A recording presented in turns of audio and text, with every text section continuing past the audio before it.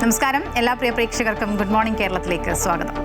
പശ്ചിമേഷ്യയിൽ യുദ്ധത്തിനൊക്കെ ഒരു അയവ് വന്നു, ഗ്യാസിന് വില കുറയും, പെട്രോളിന് വില കുറയും എന്നൊക്കെ ആശ്വസിച്ച് നിൽക്കുമ്പോഴാണ് ആശങ്കയുണ്ടാക്കി ഇറാനു നേരെ വീണ്ടും ആക്രമണം നടത്തിയിരിക്കുകയാണ് അമേരിക്ക. കഴിഞ്ഞ ദിവസത്തെ ആക്രമണത്തിനുള്ള തിരിച്ചടിയാണെന്നാണ് അമേരിക്കയുടെ വിശദീകരണം.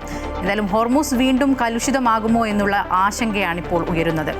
ലോകകപ്പിലേക്ക് വരികയാണെങ്കിൽ ആരാധകർക്ക് ആവേശമായി അർജന്റീന ഗ്രൂപ്പ് ഘട്ടത്തിലെ അവസാന മത്സരത്തിന് അല്പസമയത്തിനകം ഇറങ്ങാൻ പോവുകയാണ്. നിരവധി വാർത്തകൾ നമുക്ക് നോക്കാനുണ്ട്. ആദ്യം നമുക്ക് തലക്കെട്ടുകൾ നോക്കാം. യുദ്ധമൊഴിയാതെ പശ്ചിമേഷ്യ. വെടിനിർത്തൽ നിലവിൽ വന്നതിനു ശേഷം ഇറാനു നേരെ രണ്ടാമത്തെ ആക്രമണം.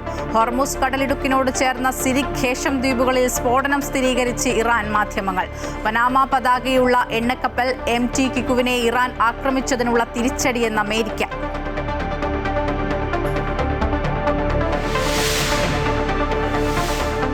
ക്രൂഡ് ഓയിൽ വില കുത്തനെ കുറഞ്ഞെങ്കിലും രാജ്യത്ത് ഇന്ധനവില കുറയ്ക്കില്ലെന്ന് എണ്ണ കമ്പനികൾ. പശ്ചിമേഷ്യൻ സംഘർഷത്തിനിടെ എണ്ണ കമ്പനികൾ നേരിട്ട നഷ്ടം നികത്തുന്നതിനുള്ള നടപടിയെന്ന വിശദീകരണം. ഇറാൻ US സമാധാന കരാറിൽ അന്തിമ തീരുമാനമാകും വരെ വില കുറയില്ലെന്ന സൂചന. നിലപാട് കേന്ദ്ര സർക്കാരിനെ അറിയിക്കും.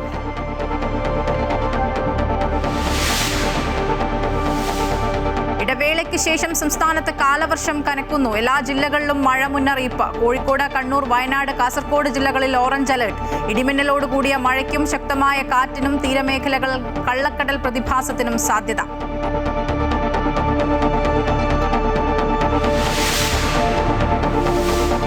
ലോകകപ്പിലെ ഗ്രൂപ്പ് L പോരാട്ടത്തിൽ പനാമയെ തകർത്ത് ഗ്രൂപ്പ് ചാമ്പ്യന്മാരായി ഇംഗ്ലണ്ടും ഘാനയെ പരാജയപ്പെടുത്തി ക്രൊയേഷ്യയും നോക്കൌട്ടിൽ.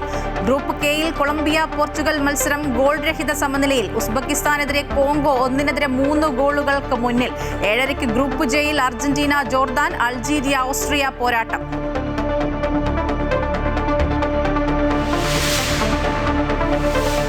നാളെ ചേരുന്ന തിരുവനന്തപുരം കോർപ്പറേഷൻ കൗൺസിൽ യോഗം അതീവ നിർണായകം. UDFന്റെ അവിശ്വാസ പ്രമേയത്തെ പിന്തുണയ്ക്കുന്നതിൽ ഇനിയും നിലപാടെടുക്കാതെ CPM. കൗൺസിലർ സുഗതന് ജാമ്യത്തിൽ ഇളവ് ലഭിച്ചില്ലെങ്കിൽ ക്വാറം തികയ്ക്കാതെ അവിശ്വാസ പ്രമേയ നീക്കത്തെ നേരിടാൻ BJP. പശ്ചിമേഷ്യയിൽ യുദ്ധം ഒഴിയുന്നില്ല. വെടിനിർത്തൽ നിലവിൽ വന്നതിനു ശേഷം ഇറാനു നേരെ രണ്ടാമത്തെ ആക്രമണം നടത്തിയിരിക്കുകയാണ് അമേരിക്ക. ഹോർമൂസ് കടലിടുക്കിനോട് ചേർന്ന സിരിക് ഖേഷം ദ്വീപുകളിലാണ് സ്ഫോടനം നടന്നത്. തങ്ങളുടെ സൈനിക താവളങ്ങൾക്ക് നേരെയായിരുന്നു അമേരിക്കയുടെ ശക്തമായ വ്യോമാക്രമണമെന്ന് ഇറാൻ സ്ഥിരീകരിച്ചു. പനാമയുടെ വാണിജ്യ കപ്പൽ ആക്രമിച്ചതിന് മറുപടിയായാണ് അമേരിക്കയുടെ ആക്രമണം. 60 ദിവസത്തെ സമാധാന കരാർ ഒപ്പിട്ട ശേഷമുള്ള രണ്ടാമത്തെ ഏറ്റുമുട്ടലാണ് നടക്കുന്നത്. അതേസമയം ഇറാനെതിരെ ഭീഷണി മുഴക്കി അമേരിക്കൻ പ്രസിഡന്റ് ഡൊണാൾഡ് ട്രംപ് രംഗത്തെത്തി. അമേരിക്കൻ സൈന്യം ജോലി തീർക്കാൻ തീരുമാനിച്ചാൽ ഇറാൻ പിന്നെ ബാക്കിയുണ്ടാവില്ലെന്ന് ട്രംപ് ട്രൂത്ത് സോഷ്യൽ മീഡിയയിലൂടെ വ്യക്തമാക്കി. ഇടക്കാല സമാധാന കരാർ അന്തിമമാക്കാൻ ലക്ഷ്യമിട്ടുള്ള ചർച്ച ഇറാനും US ചൊവ്വാഴ്ച പുനരാരംഭിക്കാനിരിക്കെയാണ് വീണ്ടും ആക്രമണം നടക്കുന്നത്. ക്രൂഡ് ഓയിൽ വില കുത്തനെ കുറഞ്ഞെങ്കിലും രാജ്യത്ത് ഇന്ധന വില കുറയ്ക്കില്ലെന്ന നിലപാടിലാണ് എണ്ണ കമ്പനികൾ. പശ്ചിമേഷ്യൻ സംഘർഷത്തിനിടെ എണ്ണ കമ്പനികൾ നേരിട്ട നഷ്ടം നികത്തുന്നതിനുള്ള നടപടിയെന്നാണ് വിശദീകരണം. ഇറാൻ US സമാധാന കരാറിൽ അന്തിമ തീരുമാനമാകും വരെ വില കുറയില്ലെന്നാണ് സൂചന. നിലപാട് കേന്ദ്ര സർക്കാരിനെ അറിയിക്കും. ഇറാൻ US വെടിനിർത്തൽ കരാർ ആയതോടെ അന്താരാഷ്ട്ര വിപണിയിൽ ക്രൂഡ് ഓയിൽ വില 4 മാസത്തെ ഏറ്റവും താഴ്ന്ന നിരക്കിലാണ് എത്തിയിരിക്കുന്നത്. ബാരലിന് 72 മുതൽ 75 വരെ ഡോളർ നിരക്കിലാണ് വ്യാപാരം നടക്കുന്നത്. ക്രൂഡ് ഓയിൽ വില കുറയുന്നത് ഇന്ത്യയുടെ ഇറക്കുമതി ചെലവ് കുറയ്ക്കാനും നാണയപ്പെരുപ്പം പിടിച്ചു നിർത്താനും സഹായിക്കുമെന്നാണ് സാമ്പത്തിക വിദഗ്ധരുടെ വിലയിരുത്തൽ.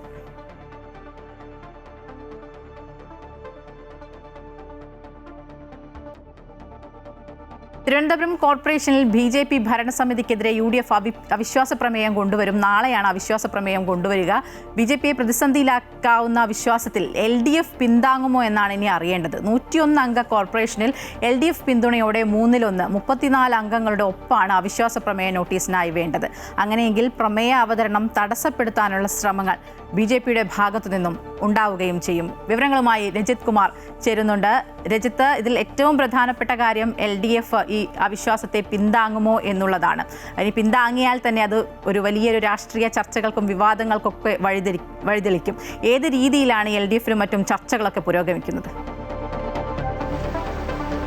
മായ 6 മാസം കോർപ്പറേഷനിൽ BJPയുടെ ഭരണം തുടങ്ങിയതിന് ശേഷം 6 മാസം പിന്നിടുമ്പോഴാണ് ഇപ്പോൾ ഭരണസമിതിക്കെതിരെ അവിശ്വാസവുമായി UDF രംഗത്തേക്ക് എത്തുന്നത്. എന്നാൽ UDFിനും 20 അംഗങ്ങൾ മാത്രമാണ് 101 അംഗ കോർപ്പറേഷനിലുള്ളത്. അതിൽ കൂടാതെ തന്നെ 29 അംഗങ്ങൾ LDF-നുണ്ട്. അങ്ങനെ LDF-ഉം UDF-ഉം കൂടി ചേർന്നാൽ മാത്രമേ ഒരു പക്ഷേ ഈ അവിശ്വാസ പ്രമേയത്തിന് നോട്ടീസ് തന്നെ നൽകാൻ കഴിയൂ എന്ന സ്ഥിതിയാണ് ഇപ്പോഴുള്ളത്. എങ്കിൽ തന്നെയും UDF BJP-ക്കെതിരെ ഭരണസ്തംഭനം ആരോപിച്ചുകൊണ്ട് അവിശ്വാസ പ്രമേയത്തിലേക്ക് എത്തുകയാണ്. 20 പേർ ഒപ്പിടുന്നത് കൂടാതെ ആകെ 33-1 ഭൂരിപക്ഷം എന്ന് പറയുമ്പോൾ 34 പേരുടെ ഒപ്പാണ് ഈ അവിശ്വാസ പ്രമേയ നോട്ടീസ് നൽകുന്നതിന് തന്നെ വേണ്ടത്. അതുകൊണ്ട് തന്നെ ഈ 20 പേരും ഒപ്പം തന്നെ LDF-ന്റെ പിന്തുണയും UDF-ന് ഉണ്ടാവണം എന്നത് തന്നെയാണ് ഈ അവിശ്വാസ പ്രമേയം വരുന്ന സാഹചര്യത്തിലുള്ളത്. എന്നാൽ LDF ഇതിന് സമ്മതിക്കുമോ അല്ലെങ്കിൽ ഇതിനൊപ്പം നിൽക്കുമോ എന്നതാണ് ഇനി നോക്കിക്കാണേണ്ടത്. ഏറ്റവും പ്രധാനം, കഴിഞ്ഞ ദിവസം മുതിർന്ന നേതാവ് വി ശിവൻകുട്ടി അടക്കം വ്യക്തമാക്കിയത് BJP-ക്കെതിരെ ആയുധമാക്കാനുള്ള ഒരു സാഹചര്യമാണ് ഇപ്പോൾ ഉയർന്നു വന്നിരിക്കുന്നത്. ജനങ്ങളും അത് ആഗ്രഹിക്കുന്നുണ്ട്. അതുകൊണ്ട് ഒപ്പം നിൽക്കുന്നതിനെ കുറിച്ച് ആലോചിക്കുമെന്ന കാര്യം അവർ വ്യക്തമാക്കിയിട്ടുണ്ട്. എന്നാൽ ഇതുവരെ എന്ത് നടപടിയായിരിക്കും സ്വീകരിക്കുക അല്ലെങ്കിൽ ഒപ്പം നിൽക്കുമോ എന്ന കാര്യത്തിൽ ഒരു വ്യക്തത ഇതുവരെയും LDF-ന്റെ ഭാഗത്തു നിന്നും ഉണ്ടായിട്ടില്ല. അതുകൊണ്ട് തന്നെ രണ്ടുപേരും കൂടി ചേരുകയാണെങ്കിൽ തന്നെ ആകെ 49 സീറ്റുകൾ ആകും. അത് നോട്ടീസ് നൽകുന്നതിനുള്ള ഒരു സാഹചര്യം ഉണ്ടാവും. പക്ഷേ ഒരു സ്വതന്ത്രനെ കൂടി ചേർത്ത് നിർത്തിയാൽ തന്നെ, സുധീഷ് കുമാർ എന്ന് പറയുന്ന സ്വതന്ത്രൻ, അത് കോൺഗ്രസിന്റെ സ്വതന്ത്രൻ കൂടിയാണ്, സ്വതന്ത്രനെ ചേർത്ത് നിർത്തിയാൽ തന്നെ 50 സീറ്റ് തികയ്ക്കാനാണ് ഇപ്പോൾ LDF-നും UDF-നും സ്വതന്ത്രനും കൂടിയാവുക. അതേസമയം 51 സീറ്റുകൾ നേടിക്കൊണ്ടാണ് BJP ഭരണത്തിലേക്ക് എത്തിയത്. അതിൽ തന്നെ ഇപ്പോൾ സുഗതന്റെ കാര്യത്തിൽ തീരുമാനം ഒന്നും തന്നെ ആകാത്തൊരു സാഹചര്യമാണ്. സുഗതന്റെ സത്യപ്രതിജ്ഞ അടക്കം വീണ്ടും ചെയ്തെങ്കിൽ മാത്രമേ അദ്ദേഹത്തെ അംഗമാക്കി നിലനിർത്താൻ കഴിയുള്ളൂ. ഒപ്പം തന്നെ സുഗതൻ ജയിലിലായതിനാൽ തന്നെ ഇവിടേക്ക് കൗൺസിലിലേക്ക് എത്താത്ത ഒരു സാഹചര്യം കൂടി നിലനിൽക്കുന്നുണ്ട്. അത് മുതലാക്കിക്കൊണ്ടാണ് ഇപ്പോൾ അവിശ്വാസ പ്രമേയവുമായി മുന്നോട്ട് വന്നിരിക്കുന്നത് UDF. അതേ സാഹചര്യത്തിൽ തന്നെ ഒരു സ്വതന്ത്രനുണ്ട്, പാറ്റൂർ രാധാകൃഷ്ണൻ. അദ്ദേഹം NDA-ക്കൊപ്പം നിലനിൽക്കുമെന്ന് പറയുകയും ചെയ്തു. അങ്ങനെയെങ്കിൽ BJP-ക്ക് 51 അംഗങ്ങളുടെ പിന്തുണയുണ്ട്. 50 അംഗങ്ങളുടെ പിന്തുണയോടുകൂടി തന്നെ അവിശ്വാസ പ്രമേയം എത്തിയാൽ തന്നെ BJP അവിശ്വാസ പ്രമേയത്തിൽ നിന്നും വിട്ടു നിൽക്കാനുള്ളൊരു സാഹചര്യമാണ് ഉള്ളത്. കാരണം അവിശ്വാസ പ്രമേയം ചർച്ചയ്ക്കെടുക്കണമെങ്കിൽ നോട്ടീസ് ലഭിച്ച 15 ദിവസത്തിനുള്ളിൽ കളക്ടർ ഇത് അവിശ്വാസ പ്രമേയം ചർച്ചയ്ക്കെടുക്കണം. ചർച്ചയ്ക്കെടുക്കുകയാണെങ്കിൽ പകുതിയിൽ കൂടുതൽ അംഗങ്ങൾ പങ്കെടുക്കുകയും വേണം. അതുതന്നെ BJP ഇതിൽ നിന്ന് വിട്ടു നിന്നാൽ തന്നെ അവിശ്വാസ പ്രമേയം നടക്കാത്തൊരു സാഹചര്യം ഉണ്ടാകും. എന്ത് തന്നെയായാലും നാളെ അവിശ്വാസ പ്രമേയവുമായി രംഗത്തേക്ക് കിട്ടും. ആ അവിശ്വാസ പ്രമേയത്തിൽ LDF പിന്തുണ ഉണ്ടാകുമോ എന്നാണ് ഇനി പ്രധാനമായി അറിയേണ്ടത്. LDF പിന്തുണ കൂടി ലഭിച്ചാൽ മാത്രമേ അവിശ്വാസ പ്രമേയം എത്തിച്ച് അത് BJP-ക്കെതിരെ ഒരു ആയുധമാക്കാൻ UDF-ന് കഴിയുകയുള്ളൂ. തീർച്ചയായും അതുതന്നെയാണ്. UDF കൊണ്ടുവരുന്ന അവിശ്വാസത്തെ LDF പിന്തുണയ്ക്കുമോ എന്നുള്ളതാണ്. വലിയ രീതിയിലുള്ള ചരടുവരികളും മറ്റു ചർച്ചകളൊക്കെ അണിയറയിൽ നടക്കുന്നുണ്ടോ എന്ന് വേണം നമുക്ക് മനസ്സിലാക്കാൻ. രജിത്താണ് വിവരങ്ങൾ നൽകിയത്. സംസ്ഥാനത്ത് വീണ്ടും മഴ കനക്കുകയാണ്. കോഴിക്കോട്, വയനാട്, കണ്ണൂർ, കാസർഗോഡ് ജില്ലകളിൽ ഓറഞ്ച് അലർട്ട് പ്രഖ്യാപിച്ചിട്ടുണ്ട്. ഒറ്റപ്പെട്ട ഇടങ്ങളിൽ അതിശക്തമായ ഇടിമിന്നലോടുകൂടിയ മഴയ്ക്കുള്ള സാധ്യതയാണ് പ്രവചിച്ചിരിക്കുന്നത്. കോഴിക്കോട് നിന്നും ലക്ഷ്മി ചേരുന്നുണ്ട്. ലക്ഷ്മി, ഏത് രീതിയിലൊക്കെയാണ് മഴ മുന്നറിയിപ്പുകൾ? തിരുവനന്തപുരത്തൊക്കെ രാവിലെ മുതൽ തന്നെ മഴ പെയ്തു തുടങ്ങി. കോഴിക്കോട് എങ്ങനെയാണ്? മായ, സംസ്ഥാനത്ത് വീണ്ടും മഴ കനക്കുന്നുണ്ട് എന്നുള്ള രീതിയിലുള്ള വാർത്തയാണ് ഇപ്പോൾ പുറത്തു വരുന്നത്. കേന്ദ്ര കാലാവസ്ഥാ വകുപ്പ് അറിയിച്ചിട്ടുള്ളത് ഇന്നു മുതൽ മഴ കനക്കും എന്നുള്ളതാണ്. ബുധനാഴ്ച വരെ മഴയ്ക്ക് സാധ്യതയുണ്ടെന്നാണ് അവർ അറിയിച്ചിട്ടുള്ളത്. ഏതായാലും ഇന്ന് കോഴിക്കോട്, വയനാട്, കണ്ണൂർ, കാസർഗോഡ് ജില്ലകളിലാണ് ഓറഞ്ച് അലർട്ട് പ്രഖ്യാപിച്ചിരിക്കുന്നത്. ഈ ജില്ലകളിൽ തന്നെ ഒറ്റപ്പെട്ട ഇടങ്ങളിൽ അതിശക്തമായ മഴയ്ക്ക് സാധ്യതയുണ്ടെന്നാണ് അറിയിച്ചിട്ടുള്ളത്. ഇടിമിന്നലിനും സാധ്യതയുണ്ട്. അതുപോലെ തന്നെ 60 കിലോമീറ്റർ വരെ വേഗതയുള്ള ശക്തമായ കാറ്റിനും സാധ്യതയുണ്ടെന്ന് കേന്ദ്ര കാലാവസ്ഥാ വകുപ്പ് അറിയിച്ചിട്ടുണ്ട്. ഏതായാലും ഈ ജില്ലകളിലൊഴികെ മറ്റ് ജില്ലകളിലെല്ലാം യെല്ലോ അലേർട്ടാണ് പ്രഖ്യാപിച്ചിരിക്കുന്നത്. ഇപ്പോൾ നേരത്തെ പറഞ്ഞ പോലത്തെ തിരുവനന്തപുരത്ത് ചെറിയ മഴ പെയ്യുന്നുണ്ടെന്ന് പറഞ്ഞു. അപ്പോൾ തിരുവനന്തപുരം ഉൾപ്പെടെയുള്ള ജില്ലകളിലാണ് ഇപ്പോൾ യെല്ലോ അലേർട്ട് പ്രഖ്യാപിച്ചിട്ടുള്ളത്. ഏതായാലും ഈ അലേർട്ട് നിലനിൽക്കെ തന്നെ കേരള, കർണാടക, ലക്ഷദ്വീപ് തീരങ്ങളിൽ 30-ാം തീയതി വരെ മത്സ്യബന്ധനത്തിൽ വിലക്ക് ഏർപ്പെടുത്തിയിട്ടുണ്ട് എന്നുള്ളതും വിവരം ലഭിക്കുന്നുണ്ട്. അതുപോലെ തന്നെ കടലാക്രമണത്തിന് സാധ്യതയുണ്ട്. ഈ ഒരു സാധ്യത കണക്കിലെടുത്തുകൊണ്ട് തന്നെ മത്സ്യത്തൊഴിലാളികളും തീരദേശവാസികളും എല്ലാം ജാഗ്രത പാലിക്കണമെന്ന നിർദ്ദേശവും നൽകിയിട്ടുണ്ട്. ബുധനാഴ്ച വരെ മഴ ഉണ്ടാകുമെന്നാണ് ഇപ്പോൾ നമുക്ക് ലഭിച്ചിരിക്കുന്ന വിവരം. അതുപോലെ തന്നെ നാളെ കണ്ണൂർ, കാസർഗോഡ് ജില്ലകളിലാണ് ഓറഞ്ച് അലർട്ട് പ്രഖ്യാപിച്ചിരിക്കുന്നത്. ഏതായാലും മഴയുടെ മുന്നറിയിപ്പ് പ്രഖ്യാപിച്ച സാഹചര്യത്തിൽ തന്നെ ജനങ്ങൾ ജാഗ്രത പാലിക്കണമെന്നുള്ള നിർദ്ദേശവും ജില്ലാ ഭരണകൂടം നൽകിയിട്ടുണ്ട്. മായ, ശരി, ഒരു ഇടവേളയ്ക്ക് ശേഷം സംസ്ഥാനത്ത് വീണ്ടും മഴ ശക്തമാവുകയാണ്. കോഴിക്കോട്, വയനാട്, കണ്ണൂർ, കാസർഗോഡ് ജില്ലകളിലൊക്കെ ഓറഞ്ച് അലർട്ടും പ്രഖ്യാപിച്ചിട്ടുണ്ട്. ലക്ഷ്മിയാണ് വിവരങ്ങൾ നൽകിയത്. ഭർതൃപീഡനത്തെ തുടർന്ന് ആത്മഹത്യ ചെയ്ത ആറ്റുകാൽ സ്വദേശി ആതിരയുടെ ഭർത്താവ് അതുലിനെ പോലീസ് അറസ്റ്റ് ചെയ്തു. ആത്മഹത്യാ പ്രേരണ, ഗാർഹിക പീഡന നിരോധന നിയമം തുടങ്ങി 2 വകുപ്പുകളാണ് ചുമത്തിയിരിക്കുന്നത്. ഇൻക്വസ്റ്റ് നടത്തിയ ആതിരയുടെ മൃതദേഹത്തിൽ മർദ്ദനത്തിന്റെ 17ഓളം പാടുകൾ കണ്ടെത്തി. പോലീസ് നടത്തിയ പരിശോധനയിൽ ആതിര അനുഭവിച്ച ഗാർഹിക പീഡനം വ്യക്തമാക്കുന്ന കുറിപ്പും പോലീസിന് ലഭിച്ചിട്ടുണ്ട്. രാത്രി മുഴുവൻ നടത്തിയ ചോദ്യം ചെയ്യലിൽ അതുലിൽ നിന്നും കൂടുതൽ വിവരങ്ങൾ പോലീസിന് ലഭിച്ചിട്ടുണ്ട്. പീഡനത്തിന് പിന്നിലെ കാരണം പോലീസ് അന്വേഷിക്കുന്നുണ്ട്. അതുലിന്റെ നിരന്തര പീഡനമാണ് ആത്മഹത്യയിലേക്ക് നയിച്ചതെന്നാണ് പോലീസിന്റെ വിലയിരുത്തൽ. കോടതിയിൽ ഹാജരാക്കുന്ന അതുലിനെ വീണ്ടും കസ്റ്റഡിയിൽ വാങ്ങി ചോദ്യം ചെയ്യാനാണ് പോലീസിന്റെ തീരുമാനം.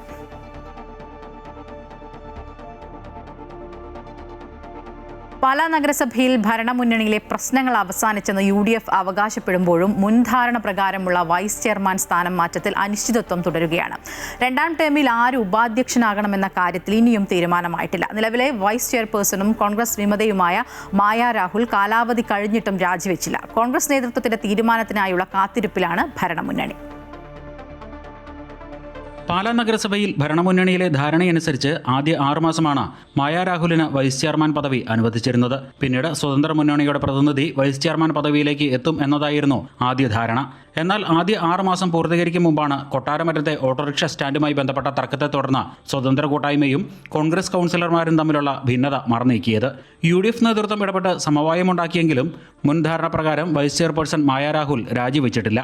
തെരഞ്ഞെടുപ്പിന് ശേഷമുണ്ടാക്കിയ ധാരണ പ്രകാരം സ്വതന്ത്ര കൂട്ടായ്മയിലെ ബിജു പുളിക്കക്കണ്ടമോ സഹോദരൻ ബിനു പുളിക്കക്കണ്ടമോ ആയിരുന്നു വൈസ് ചെയർമാൻ സ്ഥാനത്തേക്ക് എത്തേണ്ടിയിരുന്നത്. എന്നാൽ തർക്കങ്ങളെ തുടർന്ന് UDF നേതൃത്വം ഇടപെട്ടുണ്ടാക്കിയ സമവായമനുസരിച്ച് അവസാന ടൈമിലാവും സ്വതന്ത്ര കൂട്ടായ്മയ്ക്ക് ഉപാധ്യക്ഷ സ്ഥാനം ലഭിക്കുക. ചെയർപേഴ്സൺ സ്ഥാനത്തിന് പിന്നാലെ വൈസ് ചെയർപേഴ്സൺ സ്ഥാനവും ഒരേ സമയം ഒരേ കുടുംബത്തിലേക്ക് പോകുന്നതിനെതിരെ കോൺഗ്രസ് കൗൺസിലർമാർ ശക്തമായ നിലപാട് സ്വീകരിച്ചതാണ് മുൻധാരണയിലെ മാറ്റത്തിന് കാരണം. അതേസമയം സ്വതന്ത്ര കൂട്ടായ്മയുമായി നേരിട്ട് പോരാട്ടത്തിനിറങ്ങിയ കോൺഗ്രസ് കൗൺസിലർ ബിജു മാത്യൂസിനെ വൈസ് ചെയർമാൻ സ്ഥാനത്തേക്ക് പരിഗണിക്കുന്നതിൽ UDFിനുള്ളിൽ നിന്ന് തന്നെ ചിലർക്ക് എതിർപ്പുകളുണ്ട്. ഈ സാഹചര്യത്തിൽ നിലവിലെ കോൺഗ്രസ് പാർലമെന്ററി പാർട്ടി ലീഡർ കൂടിയായ ടോണി തൈപ്പറമ്പലിനെ പരിഗണിക്കാനാണ് സാധ്യത. ഇക്കാര്യത്തിൽ പാർട്ടി തീരുമാനം എടുത്തതിന് ശേഷം മാത്രം മായ രാഹുൽ രാജിവെച്ചാൽ മതിയെന്നാണ് നേതൃത്വത്തിന്റെ നിർദ്ദേശം. കോൺഗ്രസ് പാർട്ടി ചർച്ചകൾ നടത്തി വൈസ് ചെയർമാനെ നിശ്ചയിക്കുമെന്നാണ് സംസ്ഥാന ജില്ലാ നേതാക്കളുടെ നിലപാട്. ഏതായാലും പാലായിലെ പുതിയ വൈസ് ചെയർമാൻ ആരെന്ന കാര്യത്തിൽ ജൂലൈ മാസം അവസാനത്തോടുകൂടി മാത്രമേ അന്തിമ തീരുമാനമാകൂ എന്നാണ് സൂചന. അമൃത ന്യൂസ്, കോട്ടയം. പകർച്ചവ്യാധികൾ പടർന്നു പിടിക്കുമ്പോഴും ഇടുക്കി ഉപ്പുതറ സർക്കാർ ആശുപത്രിയിൽ ആവശ്യത്തിന് ഡോക്ടർമാരോ ജീവനക്കാരോ ഇല്ല. ദിവസേന 500-ലധികം രോഗികൾ എത്തുന്ന ഇവിടെ കിടത്തി ചികിത്സയും മുടങ്ങിയിരിക്കുകയാണ്. തോട്ടം തൊഴിലാളികളും ആദിവാസി കുടുംബങ്ങളും സ്വകാര്യ ആശുപത്രികളെ ആശ്രയിക്കേണ്ട അവസ്ഥയിലാണ് ഇപ്പോൾ.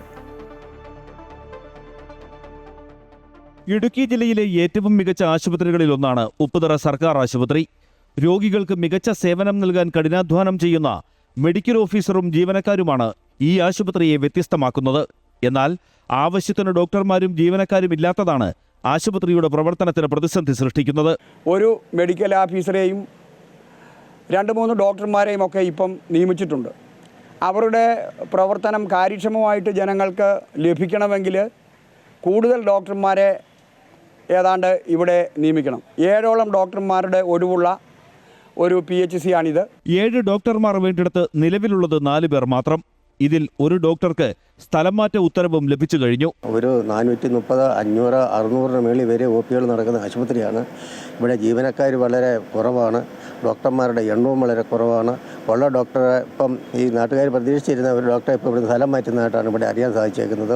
തോട്ടം മേഖലയിൽ നിന്നും കണ്ണമ്പടി, മേമാരി തുടങ്ങിയ ആദിവാസി ഉന്നതികളിൽ നിന്നും ഉൾപ്പെടെ 100 കണക്കിന് ആളുകൾ ചികിത്സയ്ക്കായി ആശ്രയിക്കുന്നത് ഉപ്പുതറ സർക്കാർ ആശുപത്രിയെയാണ്. എന്നാൽ ആവശ്യത്തിന് ഡോക്ടർമാരില്ലാത്തതിനാൽ ഇവർക്ക് യഥാസമയം ചികിത്സ നൽകാൻ കഴിയുന്നില്ല. പനി ഉൾപ്പെടെയുള്ള പകർച്ചവ്യാധികൾ പടർന്നു പിടിക്കുമ്പോൾ സ്വകാര്യ ആശുപത്രികളെ ആശ്രയിക്കേണ്ട അവസ്ഥയിലാണിവർ. അമൃത ന്യൂസ്, ഇടുക്കി. പത്തനംതിട്ട ജില്ലയുടെ കിഴക്കൻ മേഖലയെയും അപ്പർ കുട്ടനാടൻ മേഖലയും ആലപ്പുഴയുമായി ബന്ധിപ്പിച്ചിരുന്ന മണിപ്പുഴ ചാത്തങ്കേരി വളവനാലി തോട് ഇന്ന് പൂർണ്ണമായും നാശത്തിന്റെ വക്കിലാണ്. 6 വർഷത്തിലധികമായി പോള നിറഞ്ഞ് ഒഴുക്ക് നിലച്ചതോടെ അപ്പർ കുട്ടനാടൻ മേഖലയിലെ 4000-ഓളം ഏക്കർ പാടശേഖരങ്ങളും ജനജീവിതവും കടുത്ത ദുരിതത്തിലാണ്. ജലപാത അടിയന്തരമായി നവീകരിക്കണമെന്നാണ് ആവശ്യമാണ് നാട്ടുകാർക്കുള്ളത്. ഇത് മണിപ്പുഴ ചാത്തങ്കേരി വളവനാലി തോട്. പണ്ട് വള്ളങ്ങളും ബോട്ടുകളും സജീവമായി യാത്ര നടത്തിയിരുന്ന ജലപാതയാണിത്. അക്കാലത്ത് ജനങ്ങൾ വള്ളം കാത്തുനിന്നിരുന്ന പടിക്കെട്ടുകൾ മാത്രമാണ് പഴയ ജലഗതാഗതത്തിന്റെ സ്മരണയായി ഇന്ന് അവശേഷിക്കുന്നത്. അതാകട്ടെ പൂർണ്ണമായും കാടുമൂടിയ അവസ്ഥയിലും. കഴിഞ്ഞ 6 വർഷത്തിലേറെയായി ഈ തോട് പോള നിറഞ്ഞ് ഒഴുക്ക് നിലച്ചു കിടക്കുകയാണ്. അപ്പർ കുട്ടനാടൻ മേഖലയിലെ 4000-ഓളം ഏക്കർ നെൽകൃഷിയെയും ഈ ദുരവസ്ഥ നേരിട്ട് ബാധിക്കുന്നു. അന്നത്തെ തോടിന്റെ സ്ഥിതി എന്ന് പറയുന്നത് ഏറ്റവും അധികം പത്തനംതിട്ട ജില്ലയുടെ നെല്ലറയാണ് ഈ പെരിങ്ങര പഞ്ചായത്ത്. ഏതാണ്ട് 4000-ഓളം ഏക്കർ കൃഷി ചെയ്യുന്ന പുഞ്ചകൃഷി ചെയ്യുന്ന പ്രദേശമാണ്. അന്നേരം കൃഷിക്ക് ആവശ്യമായ ശുദ്ധജലം കയറ്റി ഇറക്കുന്നത് വിത്തും വളവും വള്ളത്തേൽ കൊണ്ടുപോകുന്നത് എല്ലാം ഈ തോട് വഴിയായിരുന്നു. പോളം നിറഞ്ഞ തോട് യാത്രാമാർഗം ഇല്ലാതാക്കിയതിനൊപ്പം പ്രദേശവാസികളുടെ ജീവിതം തന്നെ ദുസ്സഹമാക്കിയിരിക്കുകയാണ്. ഒഴുക്ക് നിലച്ചതോടെ ചെറിയൊരു മഴ പെയ്താൽ പോലും പ്രദേശം പ്രളയസമാനമായ വെള്ളക്കെട്ടിലാകും. കെട്ടിക്കിടക്കുന്ന വെള്ളത്തിൽ കൊതുകുകളും മറ്റു രോഗാണുക്കളും പെരുകിയതോടെ സാംക്രമിക രോഗങ്ങളുടെ ഭീതിയിലാണ് ഇവിടുത്തെ ജനങ്ങൾ. കഴിഞ്ഞ 6 വർഷത്തിലധികമായി വേണ്ട തരത്തിൽ ഈ തോടിന്റെ സംരക്ഷണം നടക്കാഞ്ഞത് വഴി ഈ തോട് മുഴുവൻ പോളം നിറഞ്ഞ് പിന്നെ നമ്മുടെ നാവിഗേഷൻ സൗകര്യം എന്നതിലുപരിയായി ഇവിടെ ജനങ്ങൾക്ക് അല്ലെങ്കിൽ വീട്ടുകാർക്ക് താമസിക്കാൻ പോലും കഴിയാത്ത നിലയിലേക്ക് മാറി. അന്നേരം തോട് മലിനീകരണപ്പെട്ടത് വഴി ആരോഗ്യരംഗത്ത് വലിയ വെല്ലുവിളി നേരിടുന്നു, കൃഷി രംഗത്ത് വലിയ വെല്ലുവിളി നേരിടുന്നു. അതുപോലെ തന്നെ ഇത് നീരൊഴുക്കിന് വെള്ളപ്പൊക്കം ഉണ്ടാകുമ്പോൾ ഈ വെള്ളം ഒഴുകി മാറുന്ന ഈ ആറ് വഴിയാണ്. അന്നേരം ഈ ആറുകളിൽ ഈ പോളം നിറഞ്ഞു കിടക്കുമ്പോൾ നീരൊഴുക്ക് പൂർണ്ണമായും തടസ്സപ്പെടും. അതുവഴി വലിയ പ്രളയത്തിന് സാധ്യതയുണ്ട്. ഈ പ്രളയത്തിന് സാധ്യതയുണ്ടെന്ന് പറയുമ്പോൾ ഇവിടെ ഇപ്പം തന്നെ ആൾക്കാർക്ക് മൈഗ്രേഷൻ കൂടി വരികയാണ്. നേരം ആവാസ വ്യവസ്ഥയ്ക്ക് അനുകൂലമാകും വിധം ഈ തോടുകളുടെ deepening and widening and cleaning നടത്തി ഈ കഴിഞ്ഞ തോടിന്റെ പ്രതാപത്തിലേക്ക്, കഴിഞ്ഞ കാല ഇടപെടലിലേക്ക് ഇത് ഉപയോഗപ്രദമാക്കുവാൻ കഴിയുന്ന ഒരു പ്രവർത്തനമുണ്ടാകണം. ആവാസ വ്യവസ്ഥയ്ക്ക് കോട്ടം തട്ടാത്ത രീതിയിൽ തോട്ടിലെ പോള പൂർണ്ണമായും നീക്കം ചെയ്യണമെന്നാണ് ജനങ്ങളുടെ ആവശ്യം. തോടിന്റെ ആഴവും വീതിയും കൂട്ടി പഴയതുപോലെ ഗതാഗത യോഗ്യമാക്കിയാൽ മാത്രമേ പ്രദേശത്തെ വെള്ളക്കെട്ടിന് ശാശ്വത പരിഹാരമാകൂ. ജനപ്രതിനിധികൾക്കും ബന്ധപ്പെട്ട വകുപ്പുകൾക്കും പരാതി നൽകി കാത്തിരിക്കുകയാണ് ഈ നാട്ടുകാർ. ഇനിയെങ്കിലും സർക്കാർ തലത്തിൽ അടിയന്തര ഇടപെടൽ ഉണ്ടാകുമെന്ന പ്രതീക്ഷയിലാണ് ഇവർ. അമൃത ന്യൂസ്, പത്തനംതിട്ട. കൊച്ചിയിൽ 1 ദിവസം മാത്രം പ്രായമുള്ള കുഞ്ഞിനെ ഉപേക്ഷിച്ച നിലയിൽ കണ്ടെത്തി. കൊച്ചി കുണ്ടന്നൂർ ഭാഗത്താണ് പ്രസവം കഴിഞ്ഞ് മണിക്കൂറുകളായ ആൺകുഞ്ഞിനെ കണ്ടെത്തിയത്. കുഞ്ഞിനെ അമ്മത്തൊട്ടിൽ കൈമാറി. സംഭവത്തിൽ വിശദമായ അന്വേഷണം ആരംഭിച്ചതായി പോലീസ് അറിയിച്ചു. വെനസ്വേലയിലുണ്ടായ ഇരട്ട ഭൂചലനത്തിൽ മരിച്ചവരുടെ എണ്ണം 1500 കടന്നു. നിലവിൽ 3500-ലധികം ആളുകൾക്കാണ് പരിക്കേറ്റിട്ടുള്ളത്. 1,00,000-ലധികം ആളുകളെ കണ്ടെത്താനുണ്ടെന്ന് ഐക്യരാഷ്ട്രസഭ വ്യക്തമാക്കി. അതേസമയം തകർന്ന കെട്ടിട അവശിഷ്ടങ്ങൾക്കിടയിൽ നിന്നും ആളുകളെ കണ്ടെത്താനായി രക്ഷാപ്രവർത്തനം പുരോഗമിക്കുകയാണ്.